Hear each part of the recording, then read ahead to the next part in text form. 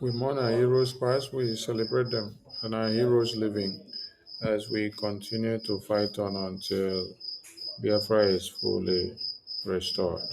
Ise, Ise, Ise. Greetings to everyone. And if you're just getting the notification, please share the program so that other people can as well get the notification. I salute all of you and I salute our leaders that have lived before us.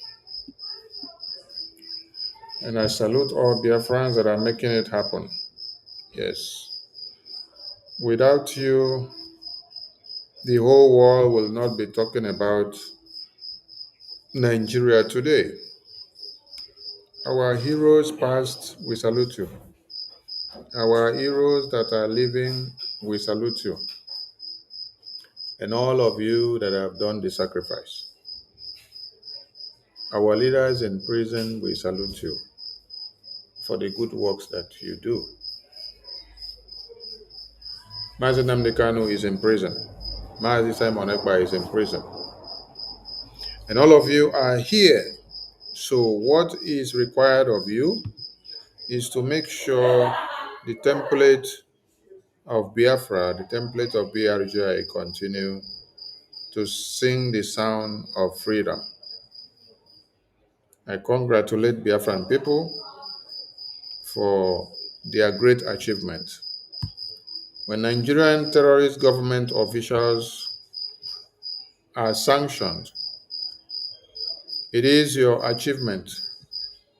It is kudos to you for the good work that you have been doing. Many may not understand the effort that you have put in to come this far. But you know, what we do in life echoes in history, and then you see the result on a daily basis.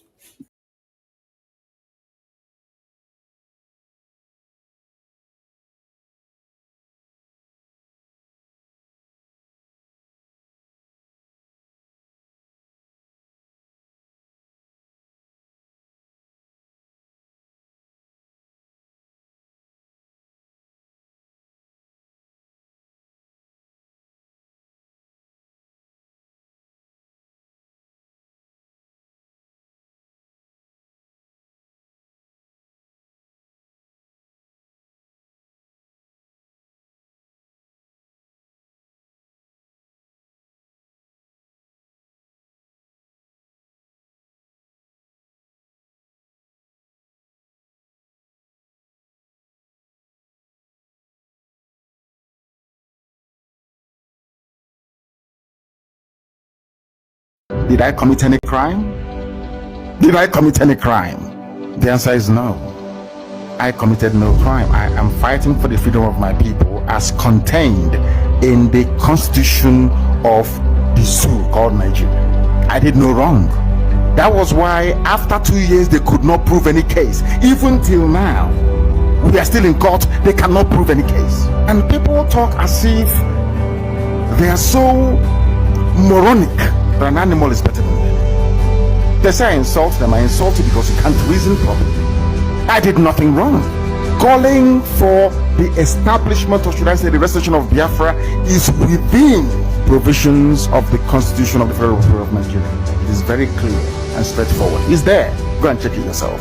And you're asking me to be happy instead of me to be upset that I was arrested.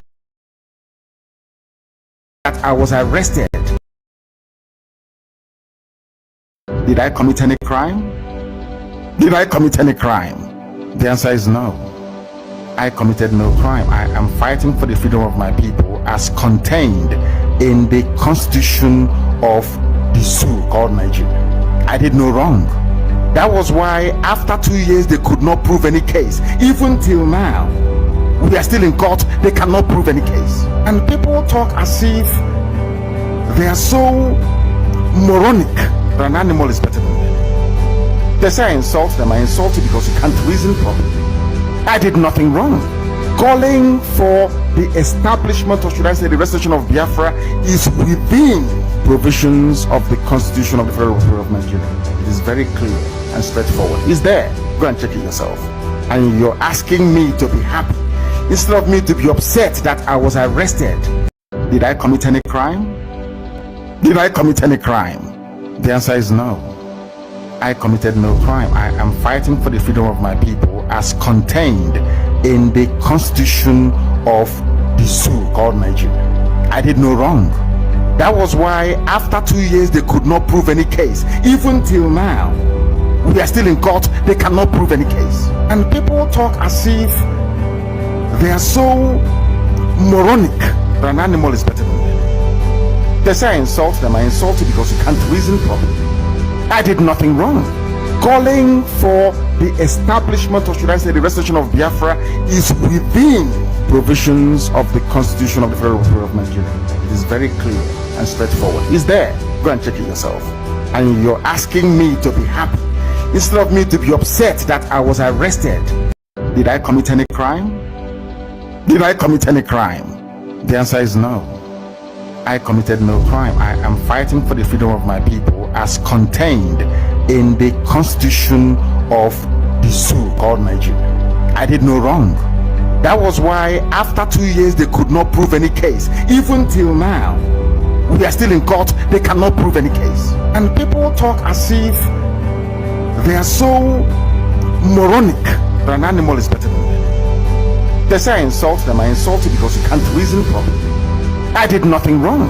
Calling for the establishment, or should I say the restoration of Biafra, is within provisions of the Constitution of the Federal Republic of Nigeria. It is very clear and straightforward. It's there. Go and check it yourself. And you're asking me to be happy instead of me to be upset that I was arrested. Did I commit any crime? Did I commit any crime? The answer is no. I committed no crime. I am fighting for the freedom of my people as contained in the constitution of the zoo called Nigeria. I did no wrong. That was why after 2 years they could not prove any case. Even till now, we are still in court. They cannot prove any case. And people talk as if they are so moronic that an animal is better than them. They say I insult them. I insult you because you can't reason properly. I did nothing wrong. Calling for the establishment, or should I say the restoration of Biafra, is within provisions of the Constitution of the Federal Republic of Nigeria. It is very clear and straightforward. It's there. Go and check it yourself. And you're asking me to be happy instead of me to be upset that I was arrested. Did I commit any crime? Did I commit any crime? The answer is no. I committed no crime. I am fighting for the freedom of my people as contained in the constitution of the zoo called Nigeria. I did no wrong. That was why after 2 years they could not prove any case. Even till now, we are still in court. They cannot prove any case. And people talk as if they are so moronic that an animal is better than them. They say I insult them. I insult you because you can't reason properly. I did nothing wrong. Calling for the establishment, or should I say the restoration of Biafra, is within provisions of the Constitution of the Federal Republic of Nigeria. It is very clear and straightforward. It's there. Go and check it yourself. And you're asking me to be happy instead of me to be upset that I was arrested. Did I commit any crime? Did I commit any crime? The answer is no. I committed no crime. I am fighting for the freedom of my people as contained in the constitution of the zoo called Nigeria. I did no wrong. That was why after 2 years they could not prove any case. Even till now, we are still in court. They cannot prove any case. And people talk as if they are so moronic that an animal is better than them. They say I insult them. I insult you because you can't reason properly. I did nothing wrong.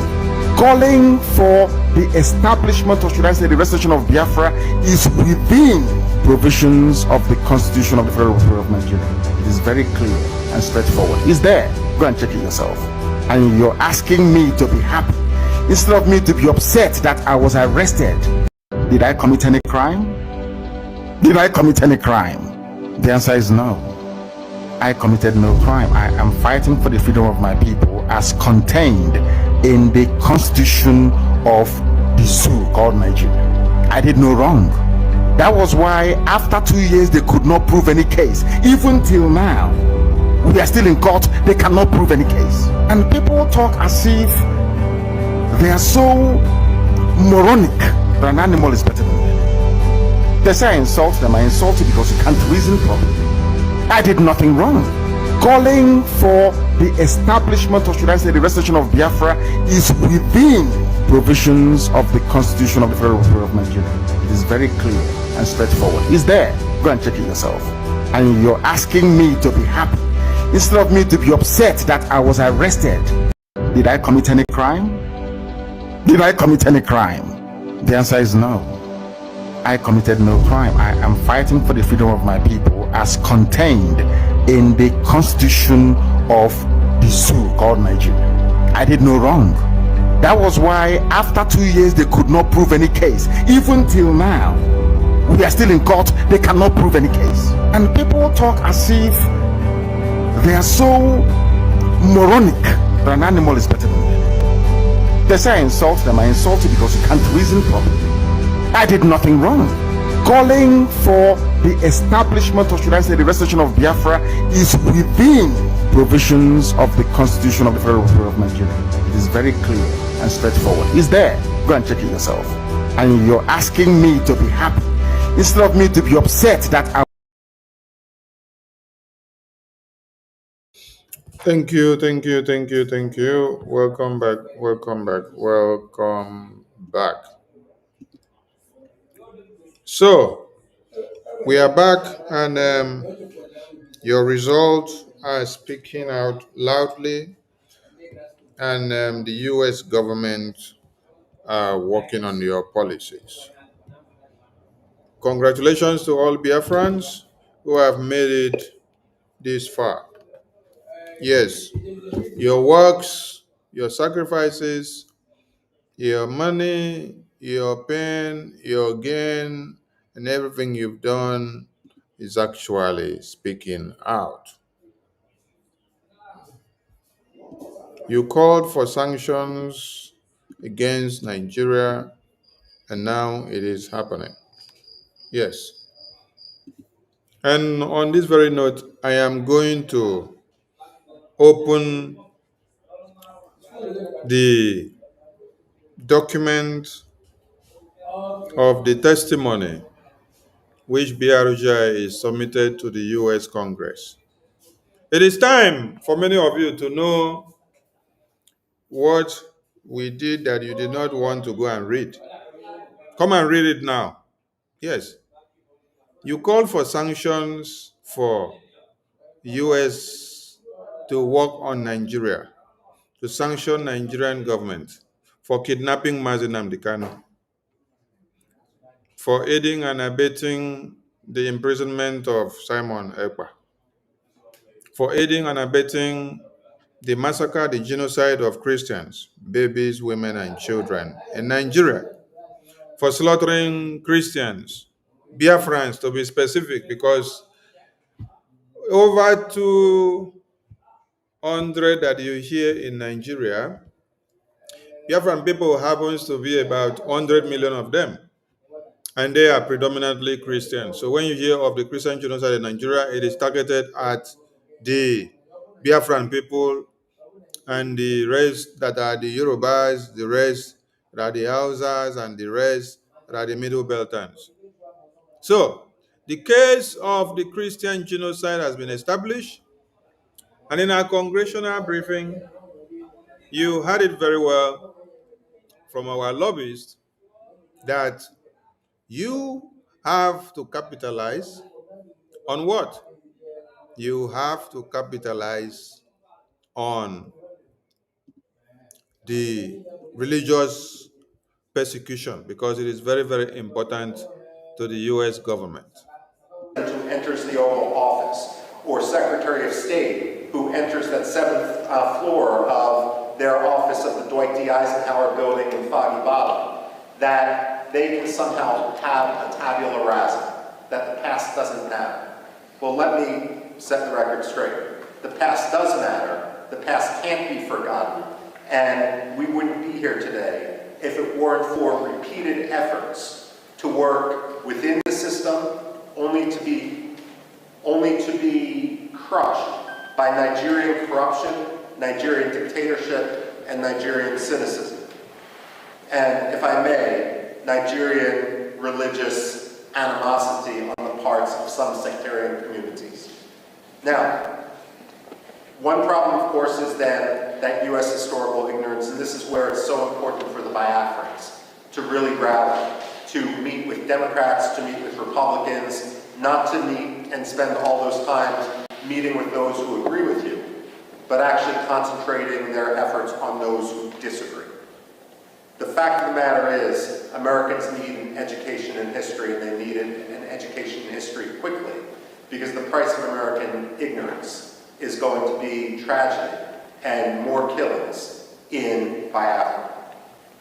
Now, that's one problem. The other problem is a tendency of the United States to engage in wishful thinking. There are two types of ambassadors that the State Department sends abroad. And I'm not talking about professional ambassadors, civil service, foreign service versus political appointees. There's some good political appointees, there's some bad political appointees, and the same thing is true with the professional foreign service. But among ambassadors, however they get their job, there's two general styles.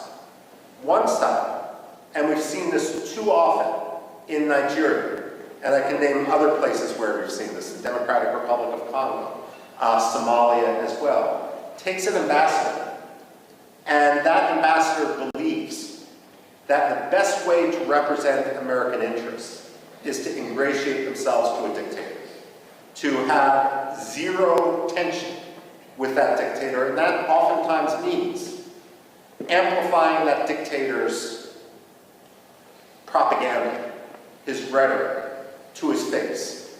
Well, the State Department should realize and should recognize that dictators have no shortage of sycophants. It shouldn't be the job of American ambassadors to join the sycophants. George Shultz, the Reagan-era Secretary of State, was famous when a new ambassador was appointed. He would bring them up to his office, which was an elegant room, not unlike this which we're standing in the U.S. Congress. And he had a big globe next to his desk. And he would always ask the ambassador appointee, point to your country on the globe. And if they pointed to Nigeria, or they pointed to France, or they pointed to Burma, or they pointed to Pakistan, God help them, he would point to the United States and say, this is your country. You never forget it. When we send ambassadors abroad, their job should be to speak truth to power. It shouldn't be to kowtow to a dictator. And if that means calling out Nigeria for its abuses in Biafra, for its abuses of religious freedom, so be it. It may mean you're not going to get invited as the ambassador to this reception or that state dinner. Well, that's the price of being an ambassador and being truthful. Your job isn't to make a dictator feel good. It's to promote American interests as a U.S. ambassador. And one of the top American interests is religious freedom. The reason why... One of the top American interests is religious freedom. One of the top American interests is religious freedom. On the religious freedom, we stand. On the religious freedom, they massacre Biafrans. On the religious freedom, you see that there is two different laws in one Nigeria. One that is implemented in the far north, and it is that law that they now use to read how they have to punish you from the south. Whether you're from the west or from the eastern part, you have to be punished based on the law that one Nigeria has put in their constitution. A law that you do not imbibe in, a law that you do not submit in. Today, American government have looked into Nigeria to sanction their officials. Do you remember that we called on sanctions in our testimony to the U.S. government to sanction Nigeria.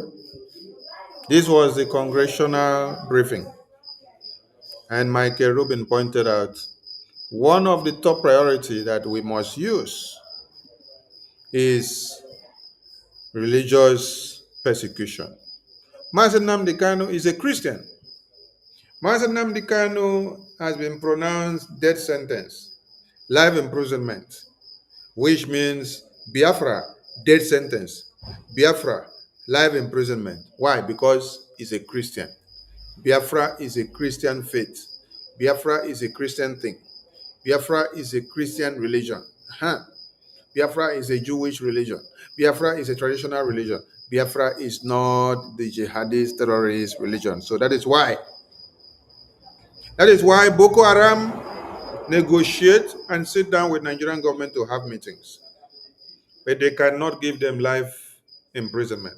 They cannot give them death sentence. But they have to give you death sentence as a Biafra. So, on that very purvey that we stand,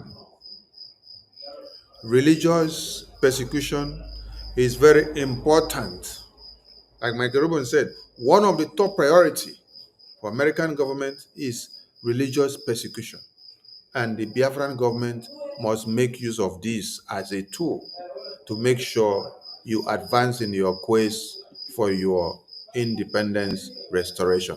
And one of the top American interests is religious freedom. One of the top American interests is religious freedom. One of the top American interests is religious freedom. So, because you are Nnamdi Kanu, because you are a Biafran, they forcefully disappear you from Biafra land. They forcefully kidnap you from Biafra land. They take you to the far north because you are speaking for Biafra independence, because you are a Biafran, because you are a Christian, because you are a Jew, because you are a traditionalist. If you were a Boko Haram jihadist terrorist, they will not give you death sentence. They will not give you life imprisonment. Rather, what they will give you is that they will sit down with you and negotiate and give you more money. They will pay you money. They will see how to make use of your dangerous tools to be able to massacre the masses so that they can use this as a weapon of warfare to cage the entire people in one Nigeria. You see why you have to fight your ways out? You see why America is your savior now? You see why our eternal leader, Ademodome Ojukwu, had long waited and canvassed to see that Biafra get their way through in Washington, D.C. You see why Philip Effiong had long and waited that Biafra get their way through in Washington, D.C. You see why Owazirike had long pursued and worked everything out to see and say, Biafra needs to penetrate Washington, D.C. Washington, D.C. is where we have our hope.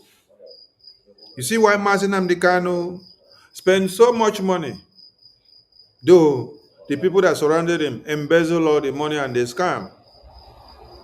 All he was trying to do was to see and penetrate Washington, D.C., the U.S. Congress, to deliver the message and to let what is happening here to happen, where you see the Biafrans seated inside the Congress and giving a live national briefing, where they explain and tell their stories, where they make it happen. You see why Owazirike needed that? You see why Ojukwu needed that? You see why Mazen Nnamdi Kanu needed that? You see why our PM needed that? You see why our APM has made it happen. Yes, because he's the last man standing. He has made it happen. You see why you have ever longed to see and must see that Biafra is heard and their cases are discussed in Washington, D.C.? Are you surprised that in a congressional hearing where the entire world are listening and watching, you saw that a U.S. lawmaker was highlighting the plight of Mazi Nnamdi Kanu and the plight of Biafra, that is because our APM, our lobbies and attorney has educated him. They have had several meetings. That is because they have put Biafra on the table to them and explained to them.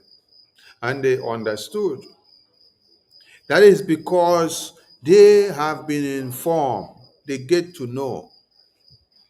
That is how they are able to follow up and to speak and to tell everybody in the Congress what they should know and what Nigeria have done to the Biafran leader, Mazi Nnamdi Kanu. If we never had the voice, if we never had the APM and the lobbies now, would that have been possible? No. Did you hear what Michael Rubin said? Let me play it again. Feel good. It's to promote American interests as a U.S. ambassador.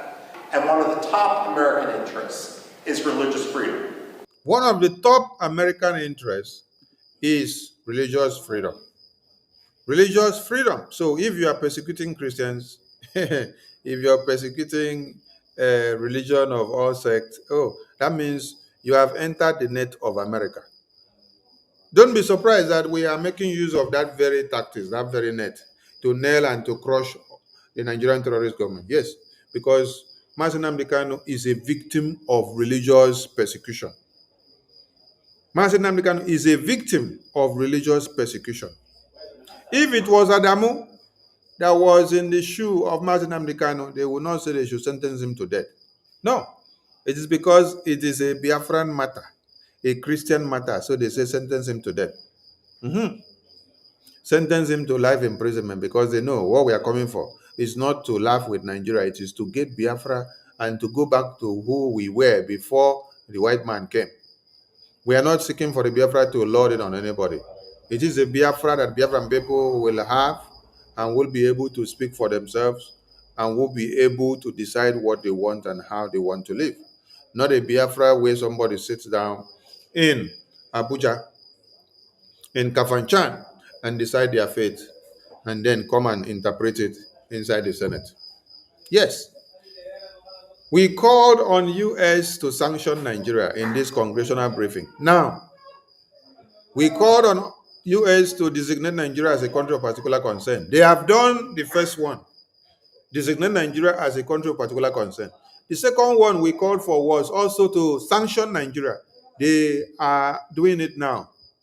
What is remaining and what is expected of you as a Biafran? As the US government carries out all the requests that we put on our petition and also on our testimony to them, what is expected of you? What is expected of you as a Biafran is for you to utilize this ample opportunity. You wake up, you come out from your closet, you come out from your caves, you come out from wherever you have been hiding. You utilize this opportunity. You press every button. You come and support your Biafra Defense Forces in the homeland to delegitimize Nigeria's existence in one Nigeria. Yes. You come out in thousands. You support BRGIE for the diplomatic, political, and international engagement and fight against Nigeria to heighten. You come out from home. You join the foreign state of Biafra. You contribute your quota financially. You give your liberation tax. This is what is helping the Biafra Defense Forces to fight the defense war, to fight the war of liberation, to fight the war that you have to fight to get Biafra restored. If you want to go and sleep, you will sleep and you will not wake up. Oh. Let me tell you why you will not wake up. Because Boko Haram terrorists have sprung up. They are everywhere. They are in Akwa Ibom, they are in Cross River, they are in Ebonyi, they are in Enugu, they are in Imo, they are in Rivers, they are in Delta, they are in Bayelsa. So if you think that going to go and sleep, then wait to see whether Sonny and Okenkere and BRGI will fail, to see whether BDF will fail, to see whether de facto government will fail, you will not sleep and wake up. Do you know why? Because the terrorists have already surrounded your houses. That is what you need to understand. BDF cannot cut their tongue to use to fight the terrorists for you. It's either you wake up, you bring your garment, you bring your car, you bring your luxuries, you sell them, you sell your gold, you sell everything that you have, then you use that money to support BDF because they are the only people that have the antidote to destroy and neutralize these terrorists.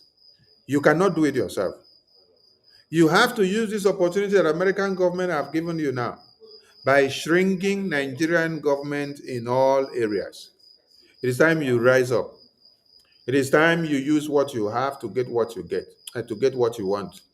It is time you arise and do that which you are supposed to do. It is not time for too much talk. It is time for actions. American government will not shrink Nigeria for you, and then will say come and start putting their boots on the ground to fight for you. Things are done strategically.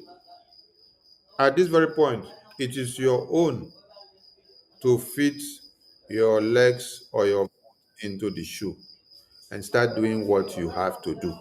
Yes, religious persecution is very, very important and very prime to the US government. And on that very point, they have used it to listen to you. It is time for you to rise up and support your freedom and fight for yourself. The reason why religious freedom should be such a top priority is it really is the canary in the coal mine. It really is the metric by which to see whether a dictator's rhetoric and actions meet. When former Secretary of State Antony Blinken went to Nigeria and he met with the late Muhammadu Buhari, and he removed Nigeria from the religious freedom watch list, that was wishful thinking.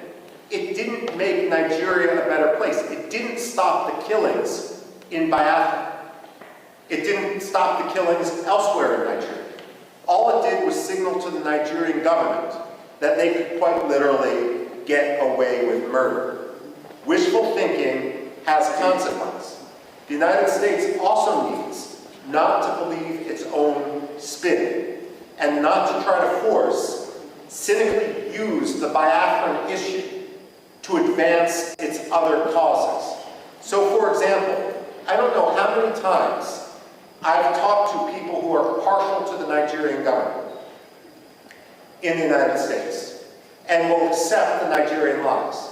And they will say that what we see happening in the Southeast has nothing to do with religious hatred, with religious intolerance on the part of the Nigerian government.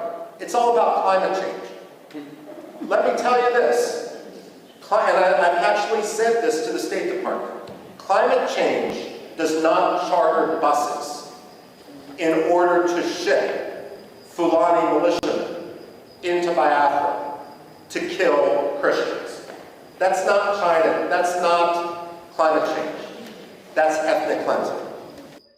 They had informed American government, and the excuse they used to American government before to remove Nigeria as country of particular concern is that, oh, the insecurity that is happening in Biafra land, the insecurity that is happening in Nigeria is climate change. Yes. And Michael Rubin here is letting you know that it is not climate change that shatter buses, that shatter e-looks. It is not climate change that buy weapons to the Fulani terrorists. It is not climate change that buy motorcycle to the Fulani terrorists.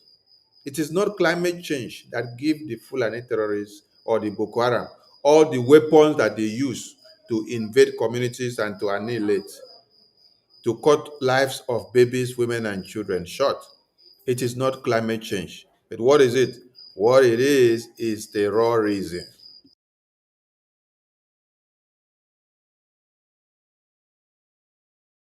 That's religious hatred, that's sectarian cleansing, American wishful thinking. Isn't polite It doesn't make diplomacy easier. It simply gets people killed. And this is also why it's so important for the Biafran people to rise up and not only work to establish their freedom in Biafra, to reestablish their country. It's also important for them to educate Americans. Now, as many of you know, my background and what I did when I worked at the Pentagon actually focused much more on Middle East history. That's what my PhD is in, and so forth. And having worked for more than 2 decades on issues that have some parallels, let me say this, and this may be controversial to say: Nigeria can't always be the enemy. And the reason I say this is, while Biafra must be free, there can be no compromise on it. At the same time, an independent Biafra is only going to thrive when Nigeria, its neighbor, is at peace with itself and with its neighbors. The fact of the matter is, the Biafrans are an engine of democracy. They were always historically the intellectual capital, the economic. When Nigeria, its neighbor, is at peace with itself and with its neighbors. Middle East history, that's what my PhD is in, and so forth. And having worked for more than 2 decades on issues that have some parallels, let me say this, and this may be controversial to say: Nigeria can't always be the enemy. And the reason I say this is, while Biafra must be free, there can be no compromise on it. At the same time, The Biafran government, the Biafran people must, as a matter of fact, continue to educate the American government so that they will know more about the genocidal tendencies of Nigeria on the indigenous people. Yes, we have done that. It is through that education that you have been able to hear the voices of the American lawmakers speak loud now.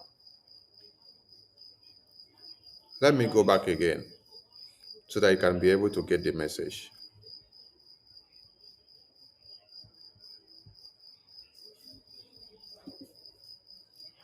on the parts of some sectarian communities. Now, one problem, of course, is then that U.S. historical ignorance, and this is where it's so important for the Biafrans to really rally, to meet with Democrats, to meet with Republicans, not to meet and spend all those times meeting with those who agree with you, but actually concentrating their efforts on those who disagree. The fact of the matter is, Americans need an education in history, and they need an education in history quickly, because the price of American ignorance is going to be tragedy and more killings in Biafra. Now, that's one problem. The other problem is a tendency of the United States to engage in wishful thinking. There are 2 types of ambassadors that the State Department sends abroad. And I'm not talking about professional ambassadors, civil service, foreign service versus political appointees. There's some good political appointees, there's some bad political appointees, and the same thing is true with the professional foreign service. But among ambassadors, however they get their job, there's 2 general styles.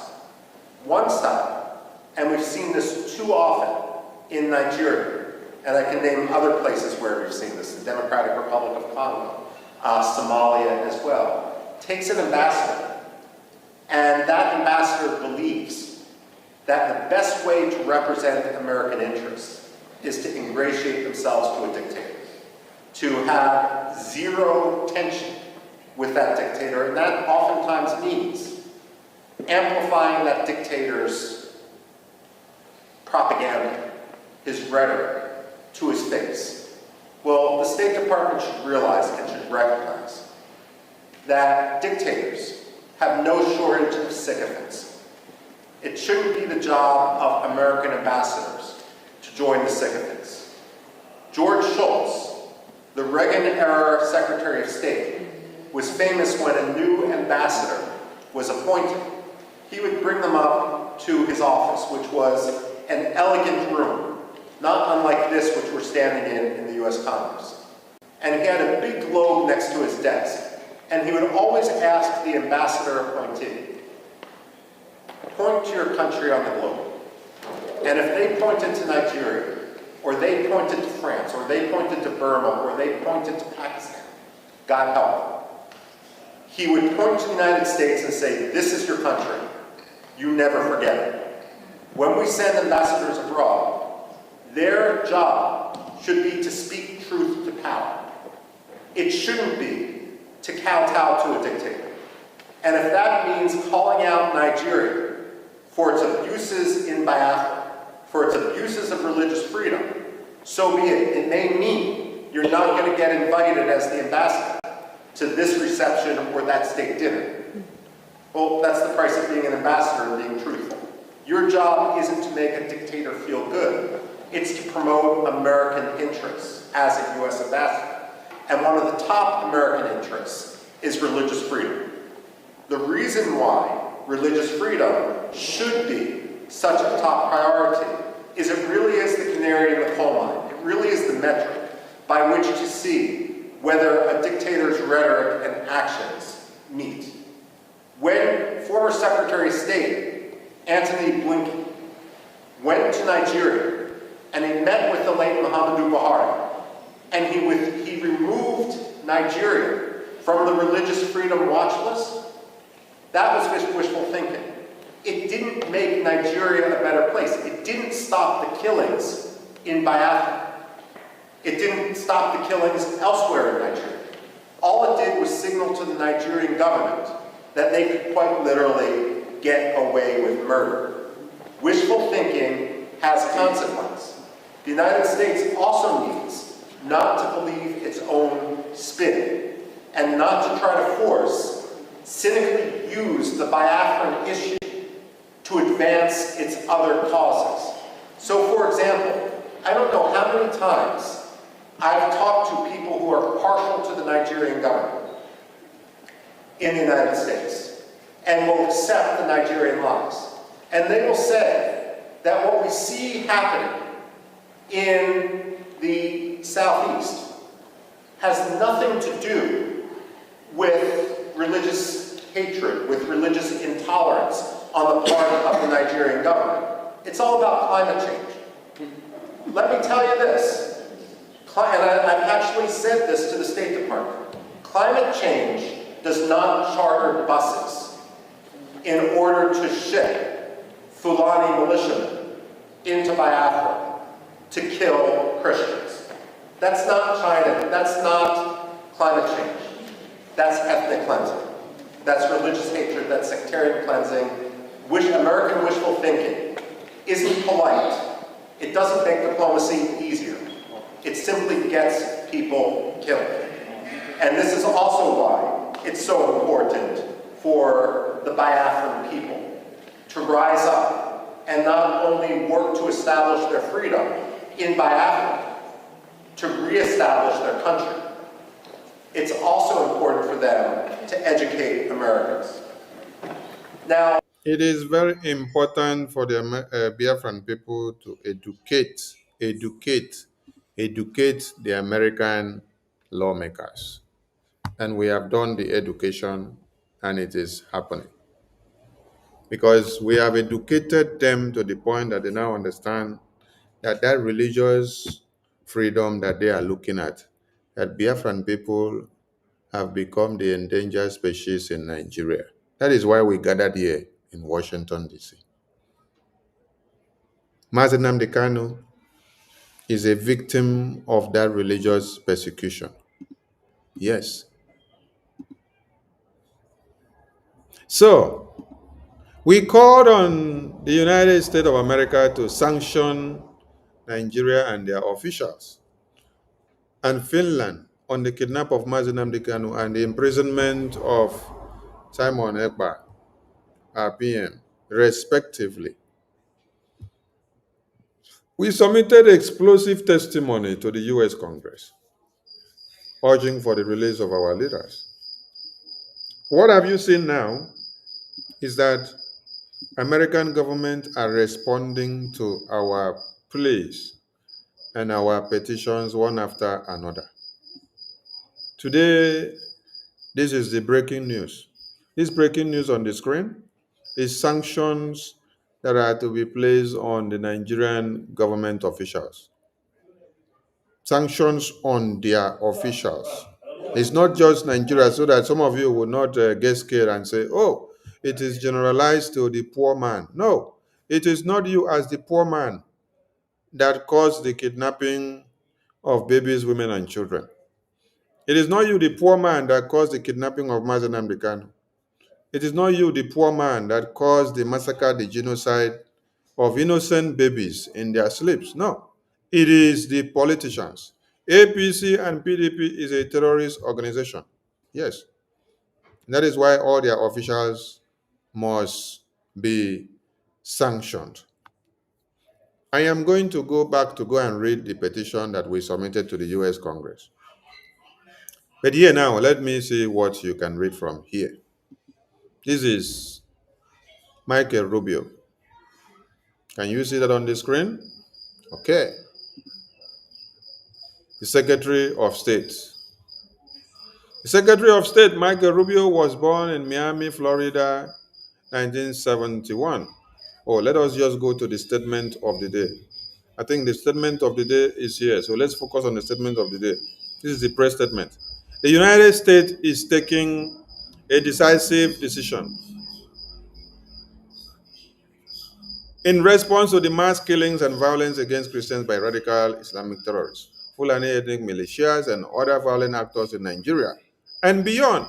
A new policy under Section 212 in bracket A in bracket 3 in bracket C of the Immigration and Nationality Act will allow the State Department to restrict visa issuance to individuals who have directed, authorized, significantly supported, participated in, or carried out violations of religious freedom, and, where appropriate, their immediate family members.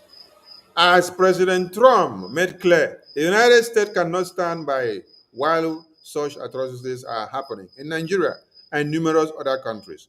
This policy will apply to Nigeria and any other government or individuals engaged in violations of religious freedom. You see, some of you think that, oh, because my father is a politician, I am not into politics. But do you see that even the sanctions will catch you and your families? Yes, look at it here. Their immediate family members. So like Willie that think that he has a home in America after he has committed crime in Nigeria, after he has proscribed the indigenous people of Biafra to be a terrorist. Willie now runs to America. Willie, you and your entire family, you will bear this brunt. Yes. Wike, Opuzodima, Soludo, Peter Obi, Ifeanyi Gwanyi, all of you, Oti, what's the other one name? Peter Mba, all the officials in Biafran territory that have perpetrated evil against Biafran people. Forceful abduction, importation of Boko Haram terrorists, importation of Ibubagu terrorist group, importation of Boko Haram to come and carry out Operation Python dance, and all manners and acts of massacre and killings. Agunechemba terrorist group, Ebubagu terrorist group, all the groups that people have put together just to massacre Biafrans. You and your families, those ones that you have relocated to America, you relocated to Europe, you relocated to UK, you relocated to Switzerland, you will all face the consequences. This is the Accountability Act that we urge the American government to hold all of you to, and they're working on it. The first was the religious persecution, which we were talking about there in that same congressional briefing. And then the second is the Accountability Magnitsky Act, to catch all of you and to cut all your toes one after another. You see, BRGIE have done it politically, diplomatically and internationally, and they are still engaging the more. This program is for you to see where has BRGI done it? How have they done it? How did they engage the American government? What did they do? And how did they get it done? So just watch. This is the breaking news of today from the State Department, from the table of the Secretary of State. You heard Michael Rubin say the former Secretary of State removed Nigeria from the country of particular concern, from the watch list. And the excuse that Nigerian government gave to them was that it is climate change that causes the massacre. It is climate change that causes the problem, that it is not genocide, it is not religious persecution, it is not violation of human rights, that it is climate change. Michael Rubin was explaining to them, does climate change hire buses for terrorists? Does climate change hire trucks for terrorists? Does climate change buy AK-47 for the terrorists? Does climate change bring the terrorists from the northern part of Nigeria down to the Biafra land? Does climate change bring terrorists all the way from Mali down to Nigeria and then they now send them down east? Does climate change form a Bubagu? Does climate change form Agune Chemba terrorist group? Does climate change form all the terrorist groups that people have formed to use it to kill Biafran people because they are fighting for Biafra? You have Ishba police in the far north. In Biafra land, you don't have Ishba police, but you cannot allow Biafran people to have their own police according to their religion. No. But in the far north, there is Ishba police. You have divided the country into two. You give preferences, political preferences, to the people in the north. They can implement Sharia law. They can use it to be doing whatever they want to do. And they don't even use it on themselves. They are using that law to fight and implement against Christians. How can you be using a law that the person does not imbibe and does not know? You're using the Sharia law in the far north to sanction a Christian because he or she found himself living in the north. So you use Sharia law to decide his or her fate, that his head must be cut off, his hands and legs must be amputated, so his ear must be cut off, his nose must be cut off, his eyes must be carved out. Why? Because you say it is stipulated in Sharia law. But this person is not embedded in your law, because the country has already been designed that one part is practicing a different sect, while the other part, they will now say, you are the minority groups. Which God in this world created human beings and said that you should be a minority and you should be a majority in your likings? Which God? How can God create human beings and give them the same nose that they used to breathe, give them the same eye, give them the same ear, give them the same beer, give them the same nyash, give them the same leg, give them the same hand, give them the same head where you go wake up, the same belly where you go take carry baby, the same belly where you go see person see you see say you carry belly. Then they can't say you be minority, this one be majority in the sect. So they will now give preference to some set of people for them to carry out a law and massacre you. Okay, so here we go. Here we go now. That thing which we had demanded for has been granted. It has been granted.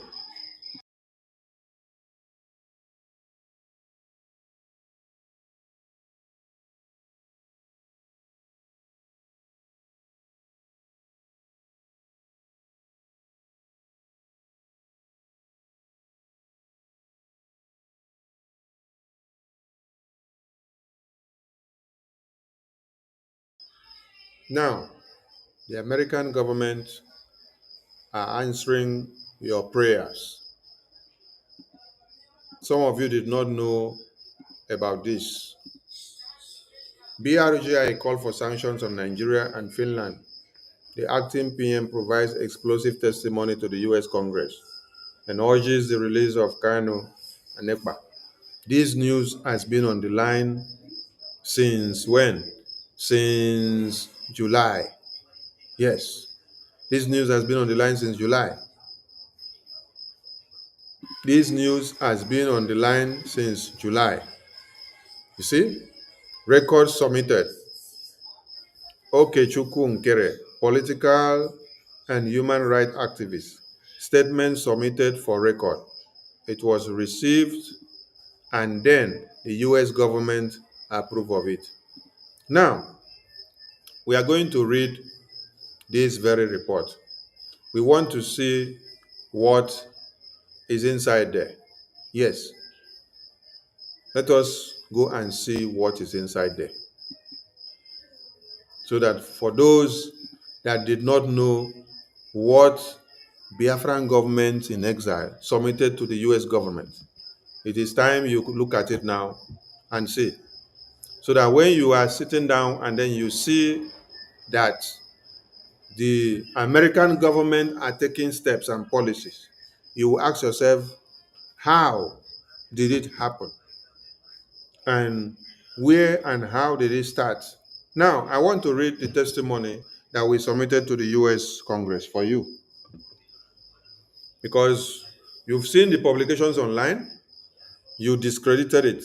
But now, the American government are working based on what we submitted to them. Mind you, Nigerian government or Nigerian citizens or the pastors nor bishops or all those that claim to be Nigerians, they did not have the balls. They did not have the balls to go to American government and submit petition against Nigeria open-heartedly and open their faces and to stand to defend it because they know Nigeria will come after them. But you see, BRGIA has the balls. Yes, our APM, our lobbies and attorney, we have the balls because we were born for this. Now, when you saw World Igbo Congress and AVID and every other groups, and even Michael Arnold that you saw that was doing protests in America for Christian genocide. Michael Arnold is fighting for Nigeria not to be disintegrated. The World Igbo Congress are fighting for one Nigeria not to be disintegrated. The AVID group, they are fighting for one Nigeria not to be disintegrated. They don't want Nigeria to break up. So when they are talking to the American people, what they are talking for is unity of Nigeria. They are not talking for breakup of Nigeria. They are not talking for Biafra to be the option. No, they are not putting Biafra on the table to be the option. Rather, they are talking for American government to solve the solution amicably and to allow Nigeria to continue as a sovereign state, meaning that they want Mazi Nnamdi Kanu to die in prison. They want Biafra to die. They don't want Biafra to come to be. So all those people that you see running to snap photo, do video, and say they are talking, they are going to American government, they are talking to the lawmakers, they are engaging them, they are doing it for their own personal interest. They are doing it to uphold the tenacity of Nigeria and the existence of Nigeria. They are not doing it for Biafra to come. These are the facts that some of you need to understand. For those of you that are sharing their videos when you see and sharing the nonsense that they do, know ye that you are sharing awareness for Nigeria to continue to exist.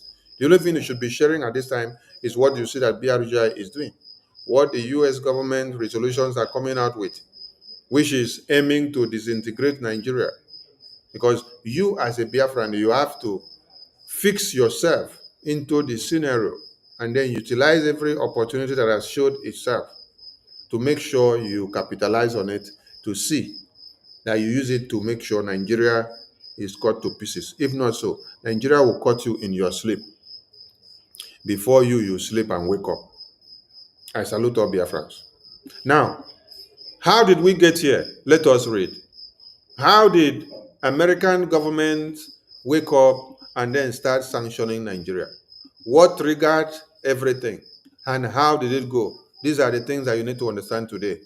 Let me read the congressional testimony that Biafra government in Israel has submitted to the U.S. Congress. Mr. Okechukwu Nkere, Biafran American political and human rights activist, 7200 Bella Road, suite number 2, Baltimore, MD 2120 USA. This is the head office of the Biafra Republic government in exile. So the address you see there is not his house address. The address you see there is the headquarters of Biafra Republic government in exile. He is speaking for the Biafran people. He is representing the Biafran people. So that is why he's making the statement and submitting it on behalf of the Biafran people. Yes. You remember that our lobbyist and attorney told you they will be our voice to the U.S. Congress. They will be our voice to the White House. They will be our voice to the lawmakers in America. They will be our voice to everyone to come to know and understand that we exist in America and we exist in the world. The work is on, and they are doing it, and it is happening.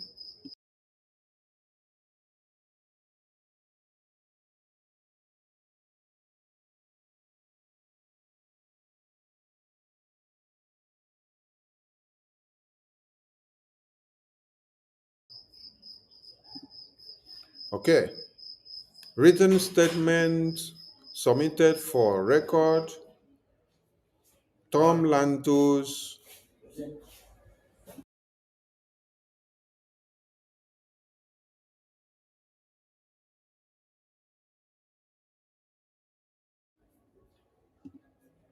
Written statement submitted for the record.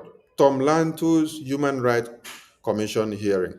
Transnational repression, trends and policy approaches. June 24, 2025. Mr. Okechukwu Nkere's submission to Tom Lantos Human Rights Commission regarding Nigeria's transnational repression campaign against the Biafran people. Have you seen that? Against the Biafran people. So let us go. Let's go down to read. The purpose is to highlight Nigeria's transnational repression of free speech, association, and criminalization of the indigenous people of Biafra and the Biafra Republic government in exile's peaceful campaign for the right to self-determination of the people of Biafra. Are you following what I am reading?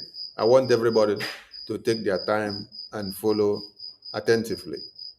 2, to encourage the U.S. government to pressure the Nigerian government to end its transnational repression against Biafrans, including advocating the release of IPOB Supreme Leader Mazi Nnamdi Kanu and BRGI leader Simon Ekpa. For those of you idiots, those of you itiboribos that say that we are fighting against Simon Ekpa, our PM, our BRGI leader, do you see that we went to Washington, D.C. to submit petition to the U.S. government to his release? Do you see that we are fighting for his release? Do you see that everything that we are doing in Washington, D.C. is to see that our leaders are released? I want to ask you, what evidence do you have that Rema Accountability Group and Choma and Ajare and Adazion, Azubike, that blog website, what evidence do you have of how they are engaging the American government to see to the release of Mazi Nnamdi Kanu and Simon Ekpa? What evidence do you have that Honorable Fulani group, who is looking for survival whistle to kill herself, claiming that when Biafrans will blow survival whistle, they will now be able to kill Boko Haram? What evidence do you have from Honorable Fulani Ngozi that she's engaging the lawmakers of America to the release of Mazi Nnamdi Kanu and Simon Ekpa? You can see the evidence here in this congressional testimony that was submitted to the U.S. government. It reads down. You see, we have 2 points to highlight the transnational repression of the indigenous people of Biafra. the Biafra Republic government in exile, and our peaceful campaign for Biafra independence. Then, secondly, it is to pressure Nigerian government to end the transnational repression against Biafrans, including advocating the release of our leader, Martin Amdekano, and our prime minister. You see our context that we are putting two prime issues to be our focus.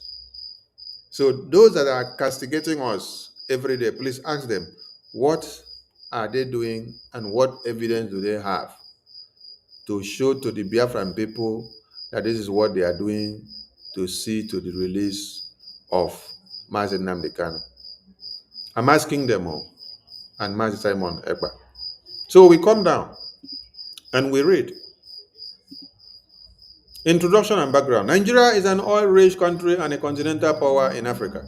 It is a multi-ethnic, multilingual, and multi-religious country with a population of about 200 million.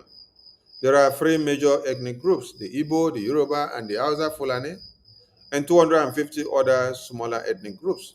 The Hausa Fulani are predominantly Muslims and live in the northern Sahelian part of Nigeria. The Yoruba, who live in the southwest, are split almost evenly between Muslims and Christians. The Igbos, along with related tribes, whom we refer to as Biafrans, the centerpiece of this submission, inhabit the southeastern part of Nigeria with a combined population of over 70 million. Biafrans are predominantly Christians.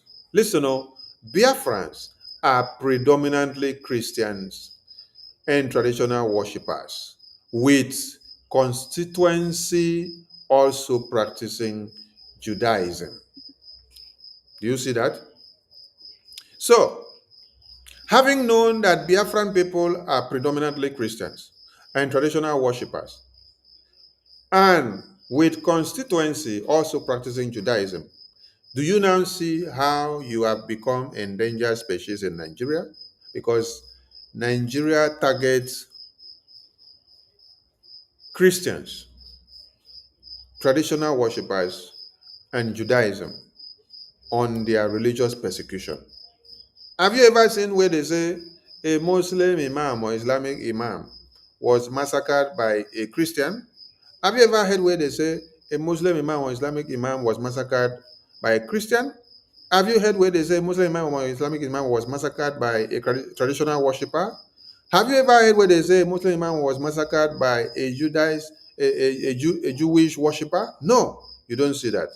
And you can't see it and you will never see it, because these religions are not religions that feel happy taking people's life, killing babies, women, and children while singing to the glory of their God. No, that is not what Biafrans are.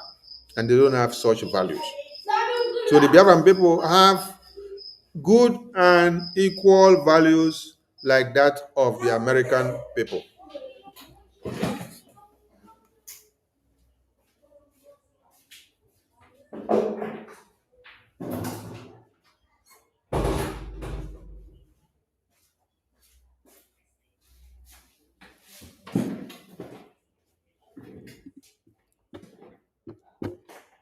So, when Michael Rubin said Biafran people have to make use of religious persecution while communicating to the American lawmakers and to educate them the more that they are predominantly Christians, do you now see how it is working for us? Because on this testimony that we submitted to the US Congress, it is properly stipulated that Biafrans are predominantly Christians and traditional worshippers, with a constituency also practicing Judaism. And you don't see where we go to massacre Muslims. You don't see where we go to cut off heads of babies of Muslims. You don't see where we go to go and kidnap babies of Muslims. You don't see where we go and fight them and say, because we want education, so we must go and kill them. No. You don't see where we practice that kind of barbaric act. So you see why talking about religious persecution, and putting Biafra as a case study is very important because you are predominantly Christians and traditional worshippers with a constituency also practicing Judaism. And this is what you see that America culture, America system embrace. So we share the same values with the American people. Anything other than this is alien to us. And since it is alien to us, it will also be alien to the American people.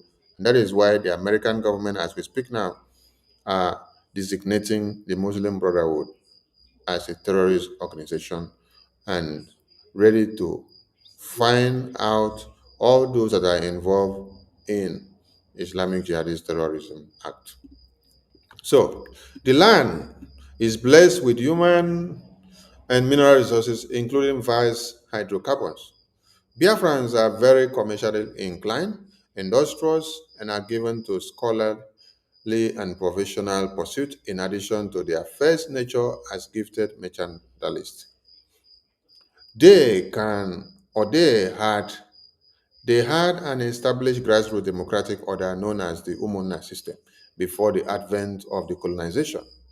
They are very republican and egalitarian in nature and coexisted peacefully with their neighbors. And these neighbors we're talking about even include the northern Nigerians and Cameroonians without cutting off their heads. We have lived with them for years. We never for one day wake up and say we want to cut off their head because we have any problem with them.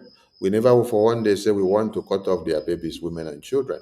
This is a testimony that we submitted to the US government. I'm reading it for everybody to know so that you will know how American government came about sanctioning Nigeria and also carrying out the Religious Persecution Act against Nigeria. Someone had to speak up. People had to stand out as testimony to be able to speak for the entire massacred Christians that nobody have been able to speak for them for years. Prior to the amalgamation with the rest of Nigeria in 1914, before then there was no single massacre of Biafrans anywhere in the pre-amalgamation Nigeria. This is noteworthy. Where you come from, even till date, have you heard that you sit down and somebody will just wake up and start massacring your babies and women and children in your community?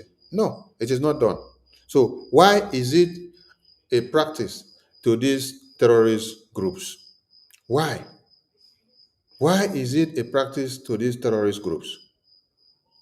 It is not in our culture that we wake up and then we start massacring our people. So this is an alien act which we need to find out where it comes from.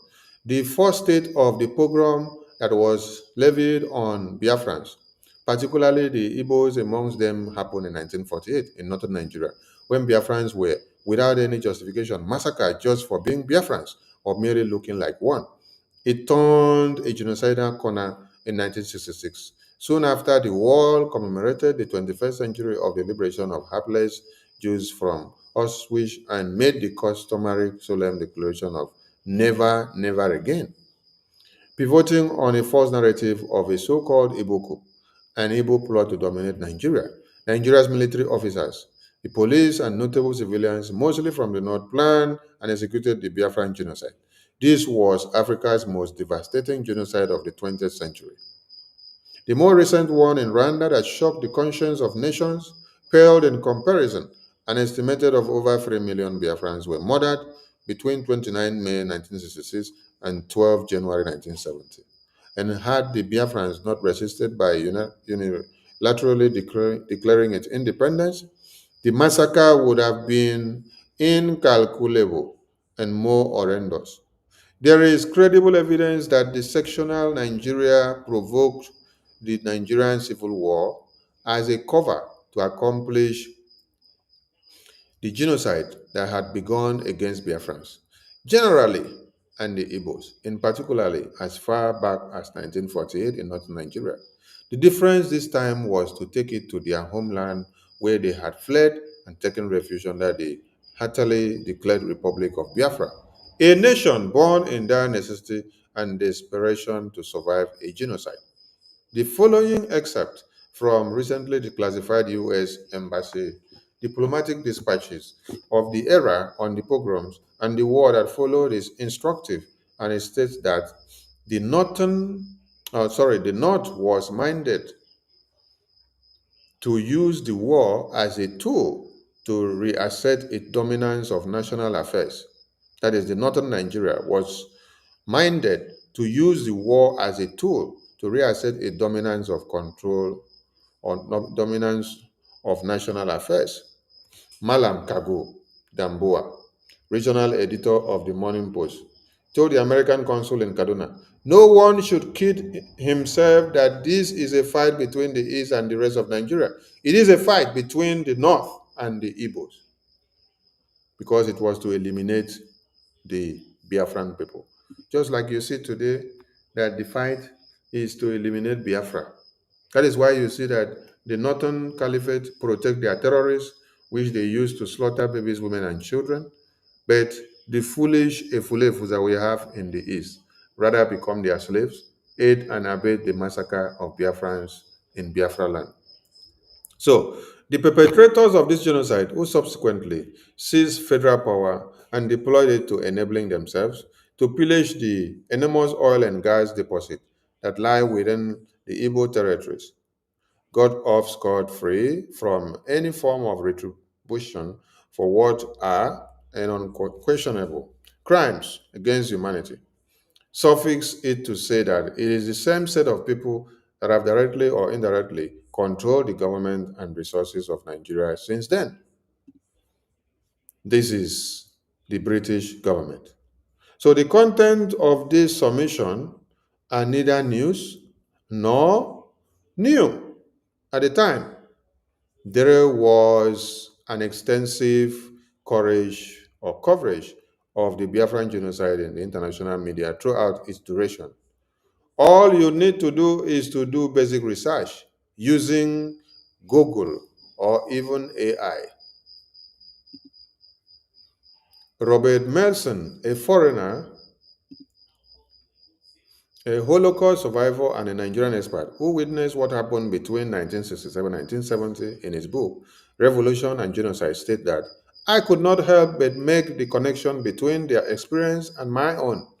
Biafrans were being killed purely for their identity, and it is happening today again. Mazi Nnamdi Kanu is being killed. Mazi Nnamdi Kanu is sentenced to life imprisonment. Mazi Nnamdi Kanu is sentenced to death just because of what? His identity as a Biafran. Look at it here. Biafrans were being killed purely for their identity. Today, the same thing applies. Mazi Nnamdi Kanu is sentenced to death. Mazi Nnamdi Kanu is sentenced to life imprisonment. Biafrans are sentenced to death. Biafrans are sentenced to life imprisonment because of their identity, while a Boko Haram terrorist does not have the same treatment.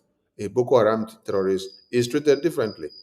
And I am going to play a video to connect to what I just said now, because even the lawmakers of America were making these assertions that why should you treat Mazi Nnamdi Kanu's case differently and then you treat other people's case differently.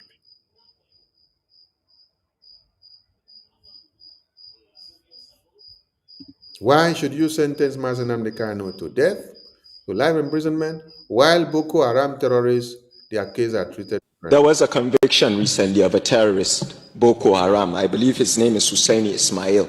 He was convicted for 20 years by a high court. He was a Boko Haram terrorist. Mazi Nnamdi Kanu was convicted, I think, last week, and his own conviction said life sentence. I don't understand why one terrorist is getting 20 years and the other is getting a life sentence if you're saying that. I think Pastor made a good point. There's this idea that justice is served differently, and it affects the problem. Mr. Speaker, I'll conclude by saying this. There is this idea that justice is being served differently in Nigeria. And that was depicted in our congressional testimony to the U.S. government. We also stipulated it while we were in the congressional briefing. And when this U.S. lawmaker was citing the inhumane treatment on Mazi Nnamdi Kanu, he also expressed it that there is this selective treatment when it comes to Biafran people in Nigeria because of their religion. So they now put religious persecution inside. This is the Nigerian lawmaker in the Nigerian chamber telling you, why did we give life sentences to Mazen Nnamdi Kanu, yet we gave 20 years to Boko Haram? Why the selective justice? The Nigerian lawmakers were questioning. And this is the son of Erufai. This is the son of Erufai. Erufai's son condemns disparities in terror sentences, asks why Boko Haram convict got 20 years and why Mazen Nnamdi Kanu was given life imprisonment because he's a Biafran. Yes. And the US lawmaker here also said it, that the Biafran case is taken as a religious persecution. There is selective justice. And so that is why American government are listening to us. And ISIS West Africa attack often without any meaningful intervention from authorities. The lack of response has created an atmosphere of impunity where Christians continue to live in constant threat and fear. The United States has previously recognized this crisis. President Trump not only designated Nigeria as a country of particular concern during his first term, but redesignated it again in his second term after President Biden inexplicably removed that designation. Religious persecution is tied to political repression. Religious persecution is tied to religious or political persecution. Did you hear that? And he's going to highlight Mazen Nnamdi Kanu as example. The same thing that this man here highlighted in the Nigerian lawmakers' chambers. There was a conviction recently of a terrorist, Boko Haram. I believe his name is Husseini Ismail. He was convicted for 20 years by a high court. He was a Boko Haram terrorist. Mazi Nnamdi Kanu was convicted, I think, last week, and his own conviction said life sentence. I don't understand why one terrorist is getting 20 years and the other is getting a life sentence if you're saying that. I think Pastor made a good point. There's this idea that justice is served differently, and it affects the problem. Mr. Speaker, I'll conclude by... Justice is served differently in Nigeria. And it is exactly what was stipulated in the congressional testimony that we submitted to the American government, which we put it well that Biafrans were being killed purely for their identity. And Biafrans today are also being treated unfairly, even in court, even in politics, because of their identity. They use religious persecution and they tie it up with political persecution. The religious persecution translates to political persecution. The political persecution translates to religious persecution. So, simply because of your identity as a Biafran, that is why they allow Sharia law to happen in the far north. They now allow Ishba police to be their own home-based police, while they don't allow you in the south to practice same. Listen to the US lawmaker in the congressional hearing when he highlighted how Nigerian government are doing it on Mazen Nnamdi Kanu in 2025. Listen. Is tied to political repression and weakening institutions in Nigeria. Example, the detention of Mazi Nnamdi Kanu is a clear example. In 2022, Nigeria's Court of Appeals struck down the charges against him and ordered his release. The UN Working Group on Arbitrary Detention has also called for his unconditional release. Yet he remains in solitary confinement, in deteriorating health, and recently had to represent himself in court. Nigeria has signaled that the law is optional and targeting Christians is fair game. Nigeria has signaled that the law is, and they are targeting Christians as their fair game. So that means there is religious persecution on Christians. So we are going there. hours ago this morning, despite the pleas and cries of the Nigerian people and many Nigerian lawmakers, Mazi Nnamdi Kanu was convicted on all charges. Mazi Nnamdi Kanu was convicted to life imprisonment and to death sentence. Why? Because of his identity as a Biafran. Because of his identity as a Biafran. Because he happened to be a Biafran. Just like the testimony that we submitted and everything that happened in 1966 to 70s, the war, the Biafran people that were killed was purely for their identity. Yes. The revolution, they turn it and then they focus on our identity as Biafrans to eliminate us. That's why Mazi Nnamdi Kanu is being treated the same way today. And that is why we thank God that the American government are now of the know. They are speaking up about it, and we are keen in to see that everything. But if we do not educate them, like Michael Rubin said, the Biafran government in Nigeria must continue to engage the American government to educate them and to let them know about this religious persecution on the Biafran people so that they will know and understand what to do and how to key in. It was as if the 20-something years after the Second World War had been compressed into a few minutes, the Holocaust monster was on the prowl again, and it was no use trying to escape its implications in Africa or elsewhere.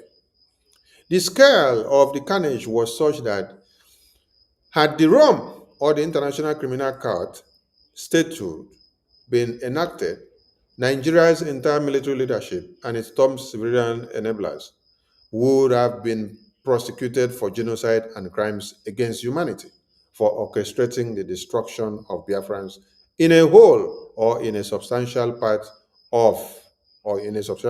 because of their ethnicity. Because of their ethnicity.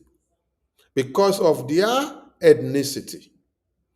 Because of their ethnicity, they carry out the genocide. This is the congressional testimony that was submitted to the US government, which they use to decide the fate of Nigeria today. We have many other evidences submitted. And to make it worse, those that oversaw the genocide and their natural political successors continue to control Nigeria and thus ensure that no accountability was exacted for a crime of such shocking scale. And to date, no apology or remorse has emanated from official Nigeria or any of the prime state actors. It is this state of affairs and the post-war political suppression of Biafrans that grandfathered the resurgence of the Biafran agitation in recent times. I hope you are getting the message, and I hope you are actually understanding what we are seeing here. Follow it step by step. If you did not know what we submitted to the US government that has made all these sanctions to now come to the fore today, I am now opening it for you to see so that you will understand what BRGIA have done. And as the results are coming out, you will now be seeing them one after another so that you know how to connect the dots. These testimony were not done and submitted by Orabu Fulani. They were not done and submitted by Accountability Group. No. They were not done and submitted by Choma. They were not done and submitted by Fam Fam Fam. They were not done and submitted by Azubike. They were not done and submitted by Emma. They were not done and submitted by all these useless people that you see in the media. No. They were done and submitted by the acting prime minister and his cabinet, the lobbyists and the attorney that are working for Biafran people, the BRGI. That is the BRGI that you have to do what? To support. It is because of This testimony that we submitted and we sparked the nyash of Nigerian government that they even had to sworn into action and say they want to conclude on the trial of Mazi Nnamdi Kanu. How many of you remember that they had abandoned the case file of Mazi Nnamdi Kanu? Until when they saw that we have submitted this thing, Nigerian government started calling themselves to order. American government started giving them smoke. When they started seeing the sanctions and the petitions that we submitted to American government, that was when they now started saying, oh, let us go back to court. Let us go and fix a date for Mazi Nnamdi Kanu court case. If not, they would have left Mazi Nnamdi Kanu there till 2027 without any final verdict in their court. He's even happy that they opened their mouth to say, oh, they are ready to kill Mazi Nnamdi Kanu, meaning that they are ready to kill Biafrans. They are ready to live imprison Biafrans and live imprison Mazi Nnamdi Kanu, so that Biafrans will now know their fate and understand that Nigeria is not for them. That Nigeria is their prime enemy, that they have to fight Nigeria with everything they have in their blood so that they can be free. Because if you don't fight them to be free, they will destroy you before you sleep and wake up. So if you want to have life, if you want to have breath in you, you have to be ready to fight Nigeria so that you can be free. So it is what we have been doing in Washington, D.C. that has actually sparked the uproar for them to wake up. I know all of you, or some of you, were mocking us and say we will not get anything in Washington, D.C. But now you are sleeping and waking up to see many things coming out from Washington, D.C. against Nigeria. We have activated and weaponized the U.S. foreign policies and their apparatus against Nigerian government. We have also caused Nigeria what is called credibility damage in Washington, D.C. We have also caused Nigeria what is called diplomatic isolations. We have also caused Nigeria what is called international pressure on their security forces or their military formations. These are the things that we have done, which American government are now using against Nigeria. And you see why Nigeria are crying. You can see that Senator Akpabio today, when he was talking, the Senate president, was telling you that Donald Trump is on our neck. And they were telling Musa, tell us, how are we going to get our children back, our babies back? How are we going to get these terrorists down? Because these terrorists have come. How are we going to be assured that you're coming to be the Minister of Defense who will be able to eliminate the terrorists and to see that there will be a stoppage in the terrorist invasion? Because Akpabio was warning them.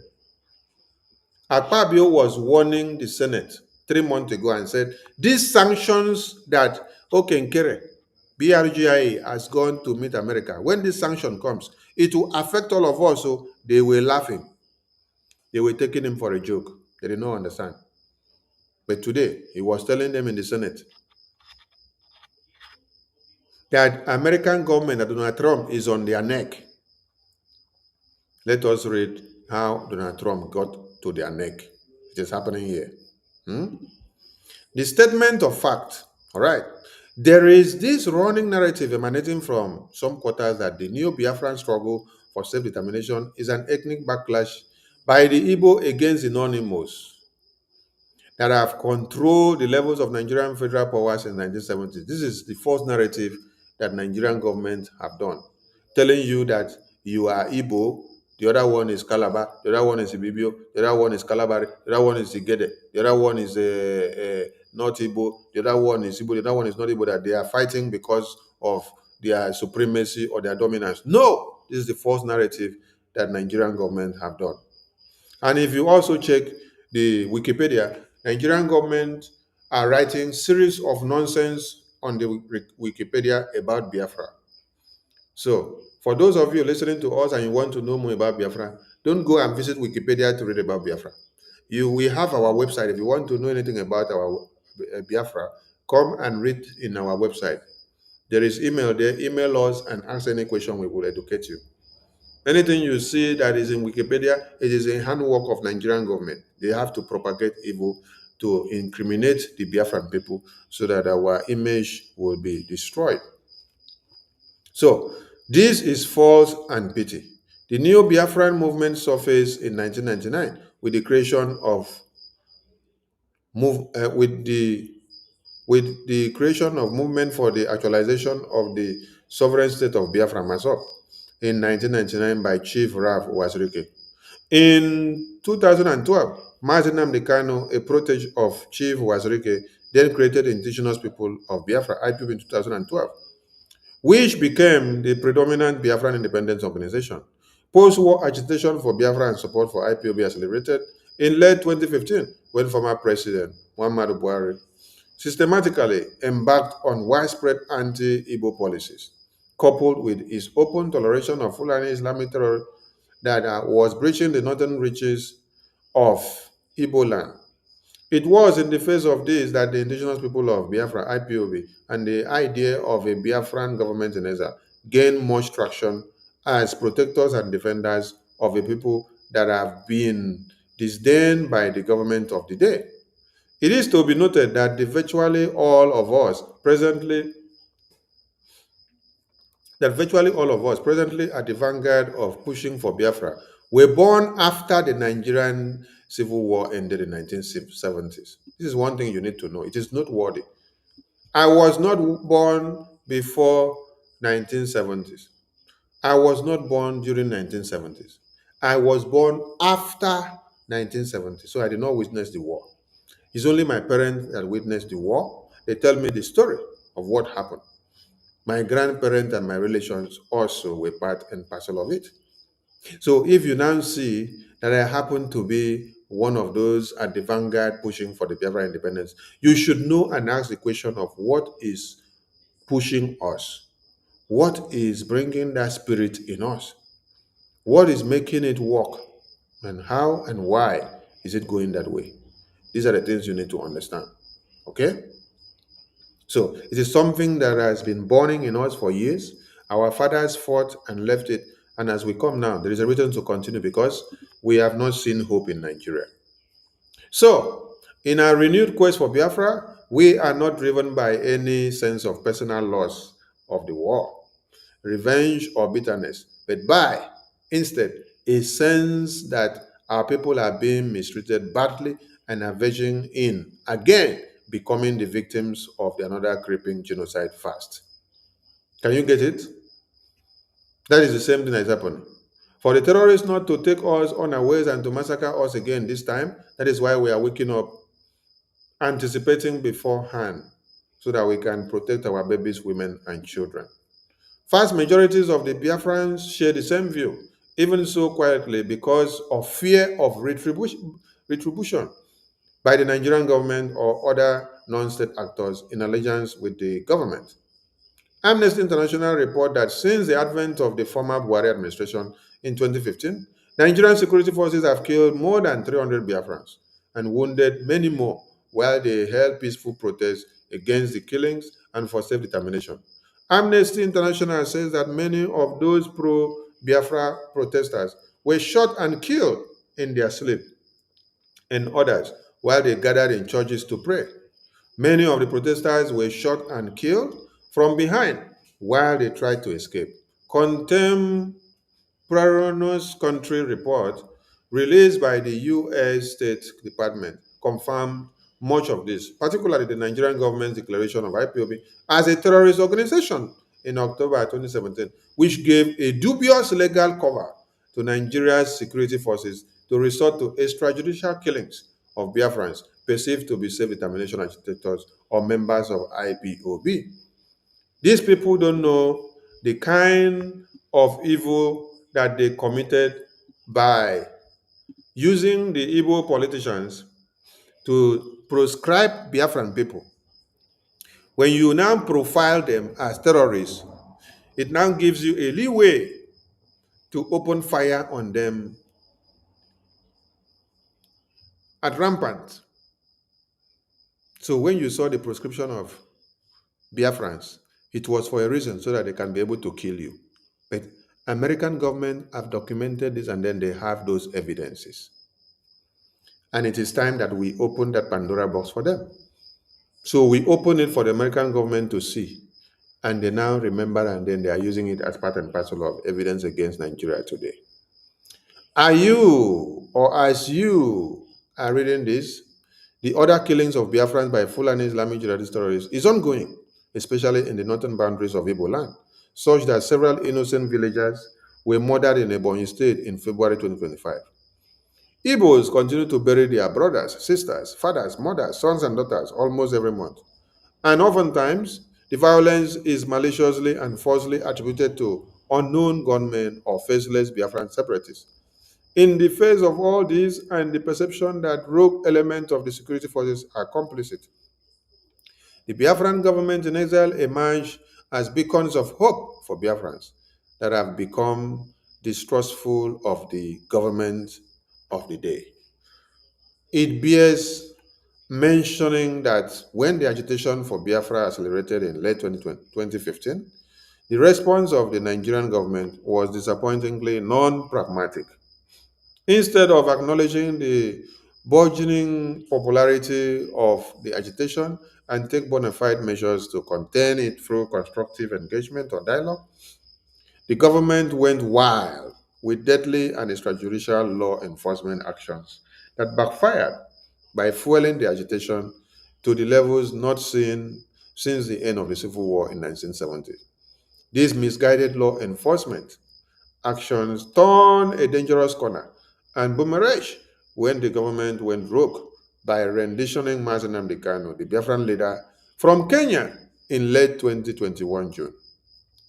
No doubt, this is an avoidable overreaction that has convulsed Nigeria's legal system, triggered the international legal order against Nigeria, and birthed the government-driven insecurity that has rocked Nigeria's southeast Nigeria to this day. In between, Fulani Islamic jihadist terrorists have capitalized on the situation to disquiet southeast Nigeria to no end. After Mazi Nnamdi Kanu's illegal kidnapping, one of Mazi Nnamdi Kanu's proteges, Finland-based Biafran activist Simon Ekpa, took charge of the Biafra independence movement and created the Biafra Republic Government in Exile, BRGIE, of which he is the Prime Minister. As the next iteration of the Biafra independence movement, the BRGIE has galvanized the support of the Biafra population and has engaged in high-level dialogue in Washington, D.C., having retained top lobbying and law firms to engage the U.S. government. Furthermore, BRGI organized a self-referendum in which more than 50 million Biafrans voted in favor of independence. BRGI held an independence convention in Finland, Lahti, November 29 to December 2nd, 2024, in which BRGI declared the independence of Biafra on 2nd December 2024. The government of Nigeria, according to Mr. Ekpa, has orchestrated 5 assassination attempts against his life. After allegedly failing to assassinate Mr. Ekpa, the government of Nigeria successfully pressured the government of Finland to arrest Mr. Ekpa in November of 2024 on politically motivated charges.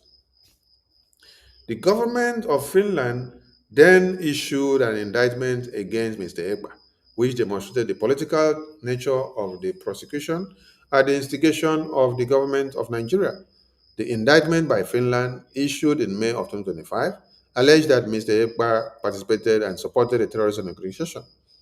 Even though pro-Biafra organizations are not designated as terrorist groups in Finland or in the European Union, in fact, the only country in the world where pro-Biafran organizations are deemed as terrorist groups in Nigeria is Nigeria.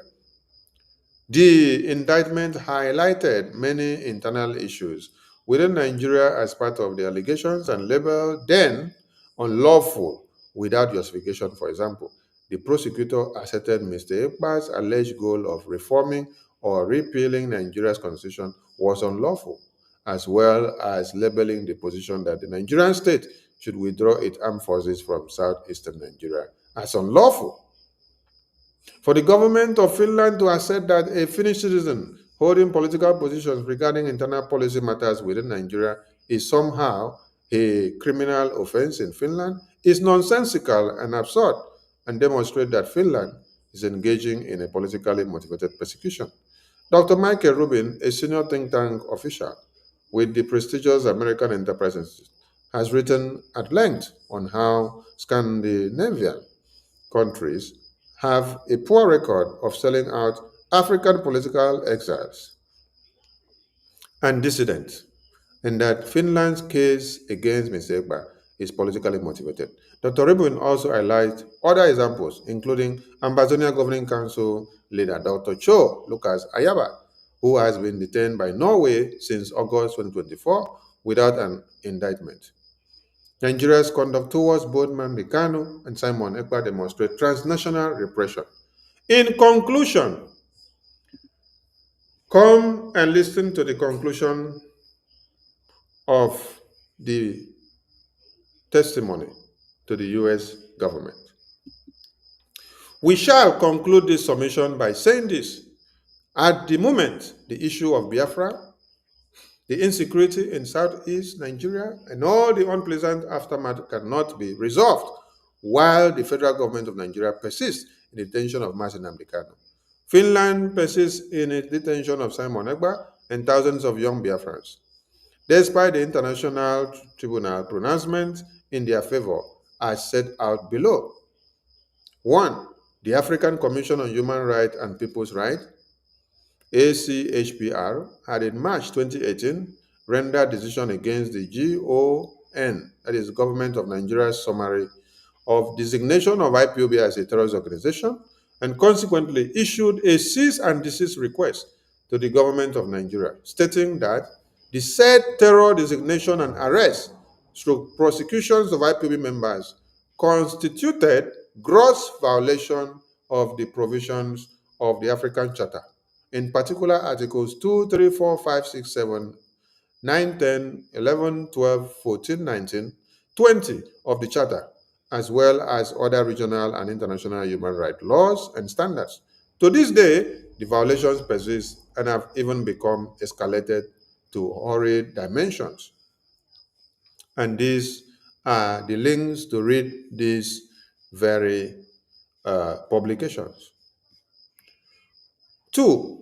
To further the decision of the ACHPR mentioned above, the United Nations, through its special rapporteurs, in October 2020, transmitted a communication decision number ALNGA 5/20 in bracket to the government of Nigeria GON, stating that we understand that IPOB, established around 2012, is an organization whose political objective is for the 5 majority Igbo states in southeast Nigeria to secede from the Federal Republic of Nigeria through a regional referendum and to re-establish an independent sovereign state of Biafra. We note that proscription is a serious legal step which prima facie impinges on a range of association, expression, and political rights. Lawful proscription should only be carried out when absolutely necessary and subject to rigorous due process. Proscription should not be used as a means to quell legitimate political opinion and expression, nor to prevent individuals from exercising their right of peaceful assembly and of association. We are concerned that these growing restrictions on fundamental freedoms that have seemingly accelerated with the official designation of IPOB as a terrorist organization may be indicative of a growing climate intolerance towards the Igbo and Christian minorities in certain segments of Nigerian society. This is what the UN group wrote. And when you look at what the UN group wrote, you see that the UN group were made to understand that our case is about climate change. That our case is about climate intolerance towards the Igbo and Christian minorities in certain segments of Nigeria. This is what they made the United Nations to understand. Can you see the misinformation, the disinformation, and the downplay of reportage? This is what Nigerian government were telling the United Nations. And they were even telling United Nations that we are trying to go with 5 majority Igbo states to make Biafra. This was their narrative. But the main issue here is that they condemn Nigerian government for their proscription of the indigenous people of Biafra. Okay. Point number 3, that despite the recorded disapprovals of the United Nations, as set out above, the government of Nigeria, pivoting on its questionable designation of IPOB and BRGI as terror groups, persists in its deadly persecutions of Biafrans in their homeland. Persecution of Biafrans. Can you hear that? Persecution.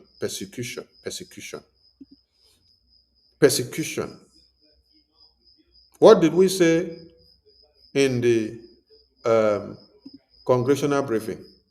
Michael Ribbon led you to understand that the United States of America takes Christian persecution to be a top priority. Religious persecution to be a top priority.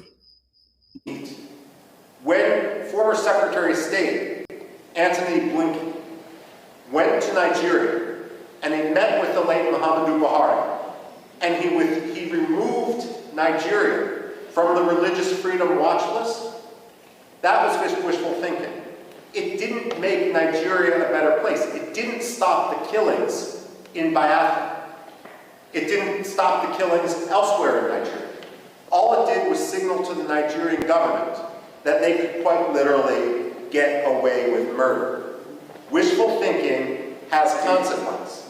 The United States also needs not to believe its own spin and not to try to force, cynically use the Biafran issue to advance its other causes. So, for example, I don't know how many times I've talked to people who are partial to the Nigerian government in the United States and will accept the Nigerian lies. And they will say that what we see happening in the Southeast has nothing to do with religious hatred, with religious intolerance on the part of the Nigerian government. It's all about climate change. Let me tell you this, and I've actually said this to the State Department. Climate change does not charter buses in order to ship Fulani militiamen into Biafra to kill Christians. That's not China. That's not climate change. That's ethnic cleansing. That's religious hatred. That's sectarian cleansing. American wishful thinking isn't polite. It doesn't make diplomacy easier. It simply gets people killed. And this is also why it's so important for the Biafran people to rise up and not only work to establish their freedom in Biafra, to reestablish their country. It's also important for them to educate Americans. Now, as many of you know, my background and You have to educate the American government the more. You heard Michael Rubin speak there that they deceive them that it is climate change. See it here on the screen. That because the reason why you're fighting, that is because of climate change. This is the deception that was given to the international community. You heard it from Michael Rubin saying it. So climate change is not what caused the persecution of Biafrans, the persecution of Christians. They are doing it because of your ethnicity. They are doing it because of your identity as a Biafran. So what are you going to do? You have to continue to engage the US lawmakers to educate them to know these lies that has been peddled against you in order to downplay your realities. That is the persecution of Biafrans in the homeland, which is clearly stipulated here in this congressional testimony. So, The persecution has resulted in hundreds of extrajudicial killings, horrendous torture, arbitrary arrests and detentions, and enforced disappearance of IPOB and BRGI members. Yes, despite the tempo of mass arrest, it is instructive that to this date, no single Biafran has been convicted of any crime in any court in Nigeria to have embarked on or carried out genocide on a Muslim brother or sister. Have you seen any Biafran? Have you seen any Christian that has been caught carrying out genocide on the Muslim Brotherhood? No, you cannot see it because that is not what they are fighting for. What they are fighting for is their own identity, their own peaceful existence, their survival. The reason is obvious that despite despite its institutional challenges, no court in Nigeria has found any actionable or reliable evidence that can ground a conviction of any Biafran, including Mazen Nnamdi Kanu, which is one of the major reasons his trial has been stalled since 2015. So, what are our recommendations? This is where you now have to come and look at the recommendations of BRGIA to the American government and how it got to happen. Yes, for those of you that are not aware, you can use your phone and screenshot what is on the screen now. This is the recommendations that we gave to the US government. And this is where they are now using to work on Nigerian government. So look at it on the screen and read with me. Our recommendations to the US government. On the basis of the foregoing, we most respectfully request for the following. We urge the United States to invoke the Global Magnitsky Human Rights Accountability Act, Subtitle F of Title XII of PL 114-238 to identify and impose travel and financial restrictions on all officials of the federal government of Nigeria and any Nigerian non-state actors implicated in the killings of Biafran Christians in their homeland in southeast Nigeria. That very number one act has been responded here by the US government. The Global Magnitsky Act. It has been responded here by the American government. That is what you see here on the screen. That is what you see, the sanctions that have been signed today on the 3rd by the Secretary of State of America to be implemented against Nigerian government officials. That is what I am reading to you from the testimony that we submitted to the American government. Number two, we urge the US government, including through targeted sanctions and tariffs, to pressure the Nigerian government to release Mazen Nnamdi Kanu and allow him safe passage out of Nigeria. Number three, we urge the US government to pressure the government of Finland, including through targeted sanctions and tariffs, to end its politically motivated trial against pro-Biafra activist Simon Ekpa. We urge the United States to deny all bilateral assistance and visas to officials of the government of Nigeria if it continues to engage in transnational repression against pro-Biafra activists and if Simon Ekpa and Nnamdi Kanu continue to be held in detention. Please reach out to myself as well as our voices in Washington, D.C., International Attorney Amanda Biri, and Washington, D.C., Political Consultant Elias, DC Political Consultant Elias Girasulis of Moran Global Strategies if you need additional information. Sincerely, signed, Mr. Okechukwu Nkere, Biafran American political and human rights activist. So, now some of you sleep and wake up and see that there are tariffs that are going high on Nigeria. Yes, there are tariffs that are going high on Nigeria.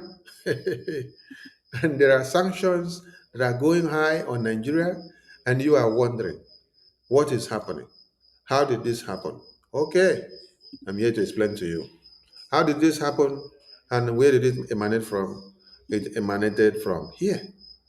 It emanated from what Brgie cook for Nigeria. It emanated from here. It emanated from there. There it go. There it go.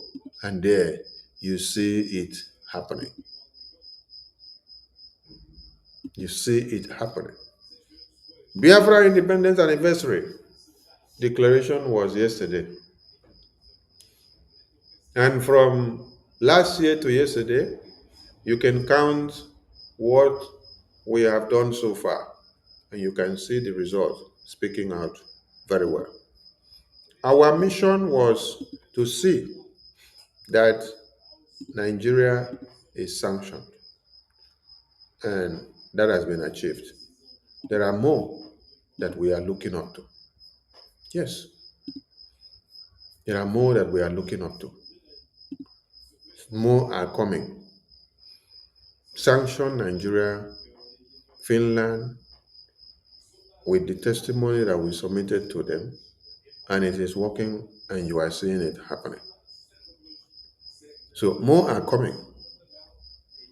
What is expected of you as a Biafran at this time is for you to wake up, carry your bags, check the money that you have, come and support your Biafra.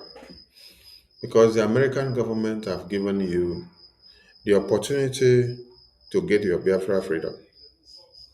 It is now incumbent on you to wake up, join hands with BRJ, do everything that you have to do, give all the voices, arise and shine. Arise and do the work that you have to do so that you can get your freedom. American government will not sway Nigeria into a pit for you and then still be the one to still bring the food to come and put in your mouth. You have to wake up and do the needful. Yes. Mazi Nnamdi Kanu has been imprisoned to life imprisonment and death sentence.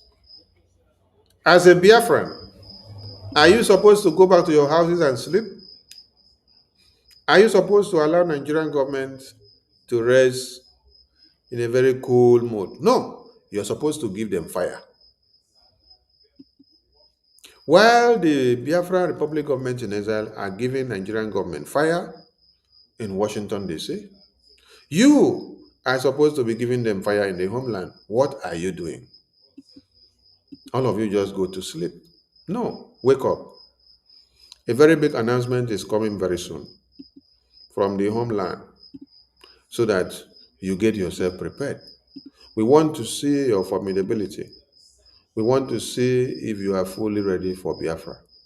We want to see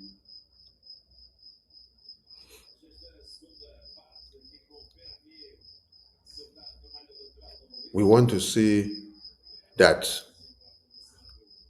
you stand tall and continue to demand for your freedom.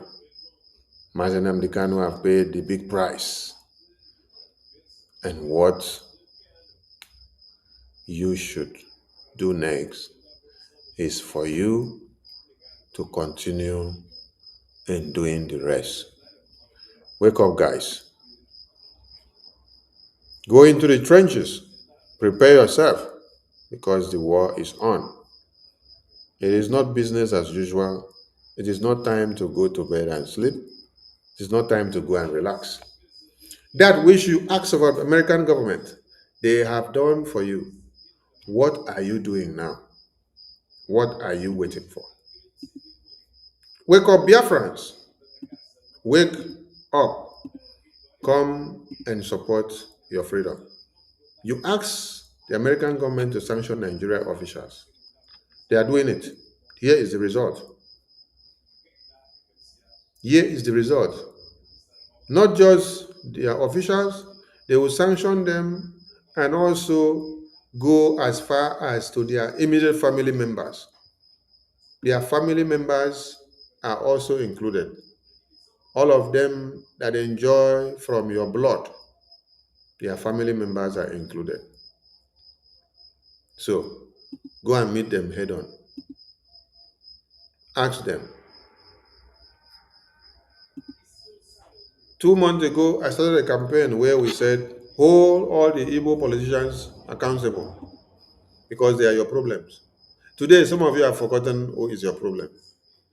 The Igbo terrorist politicians are your problems. Yes, they are the ones that signed the paper. They are the ones that proscribe you. When I read the testimony that I just did on the screen, you saw that we even stipulated it there for the American government to see that the politicians we have in the East collected money from the Nigerian government to now proscribe us as terrorists. Willie Obiano, Willie, that has now run to go and hide in America, you will be fished out. Your visa will be revoked and you will be deported back to Nigeria. You are the person that was reading the book that Biafran people are hereby proscribed, that they are a terrorist organization. But now, that Nigeria that you were working for is not comfortable for you. You ran to go and hide in America. No, you will be fetched out. Willie Obiano, Mbano.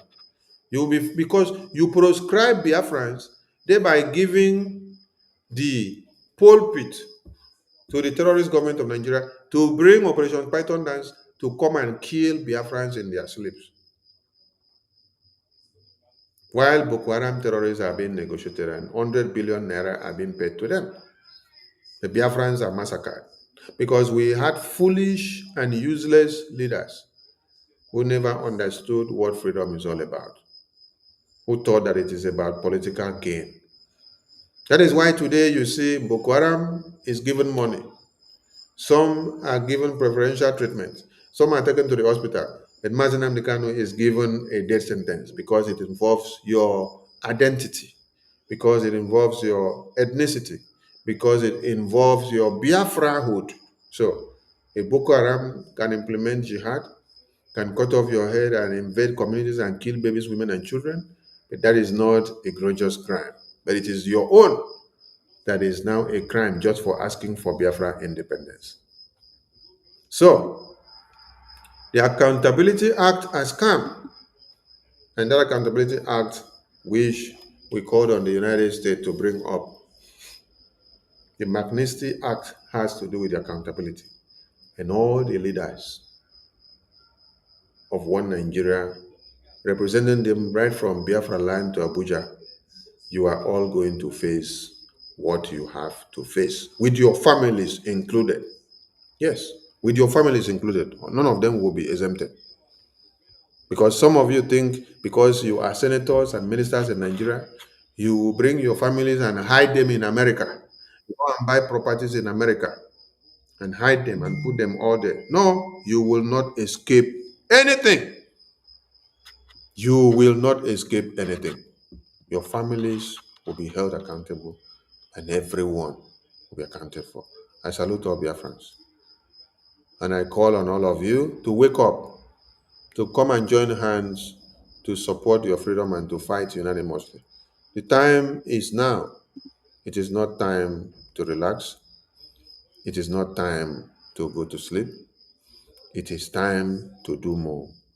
It is time to live up to your expectations.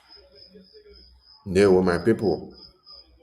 The American government are going to do more, and more are coming. The food we are cooking in Washington, D.C. is getting done very fast, and one Nigerian terrorist will get it hot.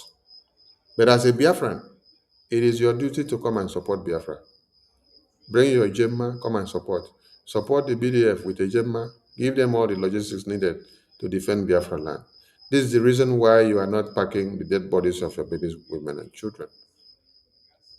The diplomatic war, the political, and the international continues. I salute all Biafrans. Tell your papa, tell your mama, tell your brothers and sisters that Biafra is here. And we have come to do what our forefathers did not do in our own ways. They did what they were able to do in their own ways. But in our own time, we have come to do differently in our own ways. If we had wanted to do it the same way our forefathers did, it will not work for us because the world is evolving every day. So we can't do the same thing, the same pattern for after many decades and we expect to have the same result. No, we have to try a different approach, and that different approach is the way we are doing it now. A government in exile, a government in de facto, a defense mechanism, and then we ply Nigeria down. We give them what they deserve. Credibility damage to Nigeria, BRGI is doing to them in Washington, D.C. International political isolation, BRGI is giving to Nigeria and Washington, D.C. International pressure on their military formations, BRGI is giving to Nigeria and Washington, D.C.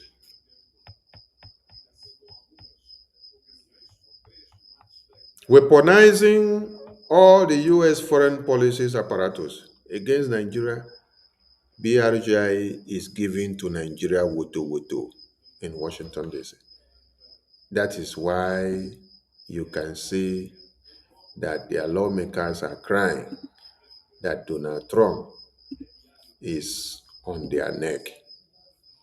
Donald Trump will continue to be on your necks until you all allow us to walk through. If you don't allow us to walk through, you never see the way Trump did for our neck. He never did for our neck well. It is just the beginning. So, Akpabio, let the cry continue. Trump is on our neck. Akpabio reject Musa to bow and go treatment. No, I never say anything. Let us continue. I salute all Biafrans and keep the tempo high because the enemies of Biafra are increasing on daily basis because we are having too many exploits. We are having too many results. And you don't expect to see that our enemies will go to sleep. No, our enemies need to also stand up and be having sleepless nights. They will to all of you. From me, from here, it is good night, good morning, good evening, and good day to all of you.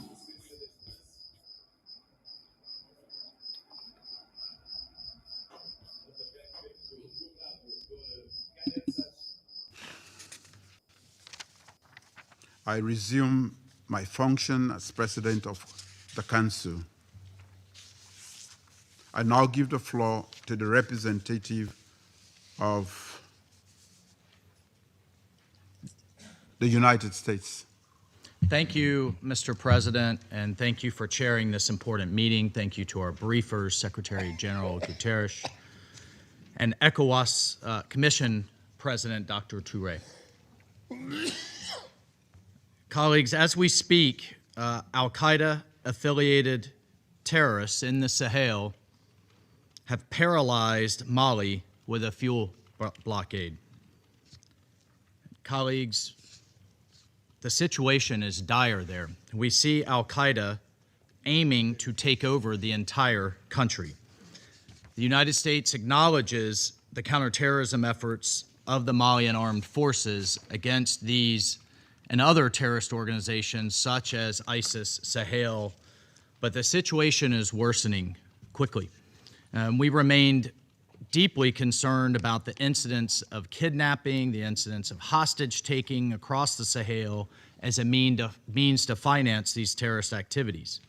Unfortunately, since the veto of the UN sanctions regime in 2023, it has been deeply disappointing to see Mali's security situation continue to deteriorate. That decision removed critical tools from the international community that it relied on to promote accountability and to promote stability. And the result has been an uptick, a massive surge in violence, has been a shrinking space for dialogue and growing risk for civilians across the country and across the region. The terrorist threats are not only intensifying, they are spreading, they are shifting southward, as evidenced by the terrorist attacks we've seen in Benin and Togo. But particularly, the United States is concerned and outraged by the ongoing slaughter of thousands of Christians in Nigeria by various ethnic militias in the Middle Belt, as well as terrorists like Boko Haram and ISIS West Africa in the north. It is tragic and it is unacceptable. Churches are burning, villages are being razed, thousands are killed, clergy murdered simply for wearing a cross, for being a Christian, for daring to say they worship Jesus as Christ. Just yesterday, 25 little girls were kidnapped from their school, and one school official murdered trying to protect them, from MAGA Comprehensive Girls Secondary School in Kebbi State. Colleagues, this is happening. It's undeniable, and it's unacceptable. The United States condemns these attacks in the strongest terms, and it demands accountability. And as President Trump has made clear, we will not stand by while such atrocities are happening in Nigeria. The government of Nigeria must take immediate steps and do more to increase security, respond to early warnings, end impunity, and address the drivers of violence. And colleagues, we need to see African leadership on these matters, and we need to see a coordinated response among all countries in the region. The situation is critical. The United States will continue to work with regional partners to counter these common threats. Thank you, Mr. President. I thank the representative of the United States for the statement. And I'll give James, and I want to thank him. February of 2024, he had a very important hearing on Nigeria and other advocacy throughout that time. So the floor is yours. Mr. Chairman, thank you so much for your personal invitation, for your leadership, and for your friendship. I'm honored to be back. Psalms 96:14 asks, "Who will rise up for me against the wicked? Who will take a stand for me against evildoers?" Nigeria is facing one of the gravest religious freedom crises in the world. As the former chairman of the House Foreign Affairs Committee on Africa, I have visited and have seen firsthand the direness of the conditions in what is now the deadliest place on earth to be a Christian. They are targeted, displaced, and killed simply for their faith. The ancient plea, "Is there no help for the widow's son?" still echoes today. Since 2019, nearly 17,000 Christians have been killed. In the first 7 months of this year alone, hundreds more were murdered. On June 13th, during the Yellowwater Massacre, more than 280 Christians were slaughtered in a single day. These are not isolated tragedies, but a sustained pattern of religiously motivated violence, often ignored or even enabled by the Nigerian government. Extremist groups like Boko Haram, Fulani militants, and ISIS West Africa attack often without any meaningful intervention from authorities. The lack of response has created an atmosphere of impunity where Christians continue to live in constant threat and fear. The United States has previously recognized this crisis. President Trump not only designated Nigeria as a country of particular concern during his first term, but redesignated it again in his second term after President Biden inexplicably removed that designation. Religious persecution is tied to political repression and weakening institutions in Nigeria. Example, the detention of Mazi Nnamdi Kanu is a clear example. In 2022, Nigeria's Court of Appeal struck down the charges against him and ordered his release. The UN Working Group on Arbitrary Detention has also called for his unconditional release. Yet he remains in solitary confinement, in deteriorating health, and recently had to represent himself in court. Nigeria has signaled that the law is optional and targeting Christians is fair game. Just hours ago this morning, despite the pleas and cries of Nigerian people and many Nigerian lawmakers, Mazi Nnamdi Kanu was convicted on all charges. For fiscal year 2025, the U.S. has requested nearly $8 billion for sub-Saharan Africa. But when Americans see political prisoners, judicial defiance, and the slaughter of Christians, they understandably ask as they meet their own struggles, why should our tax dollars support governments that refuse to protect their own people? Is our aid aiding a genocide? Nigeria is a nation of tremendous potential, but that potential is being choked out by violent persecution of its Christian population. No country can build a stable future where churches are burned, believers are killed, and communities live in fear. The United States must stay engaged, and Nigeria must change course now. Mr. Pratt, a direct question. Do you believe, in your professional assessment, that the government of Nigeria has been infiltrated by jihadists? I do not believe that the government of Nigeria has been infiltrated by jihadists. Okay, because when you look at the selective enforcement of the rule of law, one might question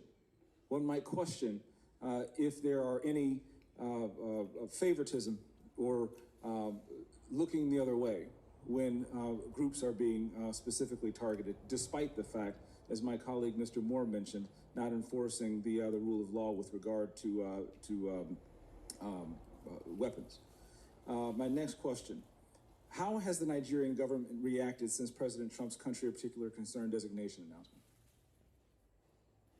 They have taken the designation very seriously. There is a senior delegation here now. They will meet with the most senior officials of the U.S. government this week. And we have already demarched the government in Abuja and here in Washington on the action plan. And I can say that the results so far have been positive in terms of cooperation. The Nigerian government needs to do more to address this issue themselves, but what measures are being taken to assist Nigeria to increase its focus on persecution, particularly in the Middle Belt? Yeah, so thank you for your question, Congressman James. As you mentioned, the Middle Belt is a particular concern. That's where Christians, you mentioned Yalwada, where 250 or 280 Christians were killed, massacred. They were targeted because they were Christians. Churches have been burned there. There have been internally displaced people there. And so we're reviewing all options at the State Department, including Chairman Smith, you mentioned our bureau, we have Global Magnitsky Act sanctions. We have other tools at our disposal as well to make sure that Nigeria, the Nigerian government gets the message that we are serious about the persecution of Christians and other communities as well, but particularly Christians right now who are suffering disproportionately in the Middle Belt. Thank you for your answer, Mr. Chairman. Thank you for having me again. God bless you, and good luck. I'm here for you. Thank you.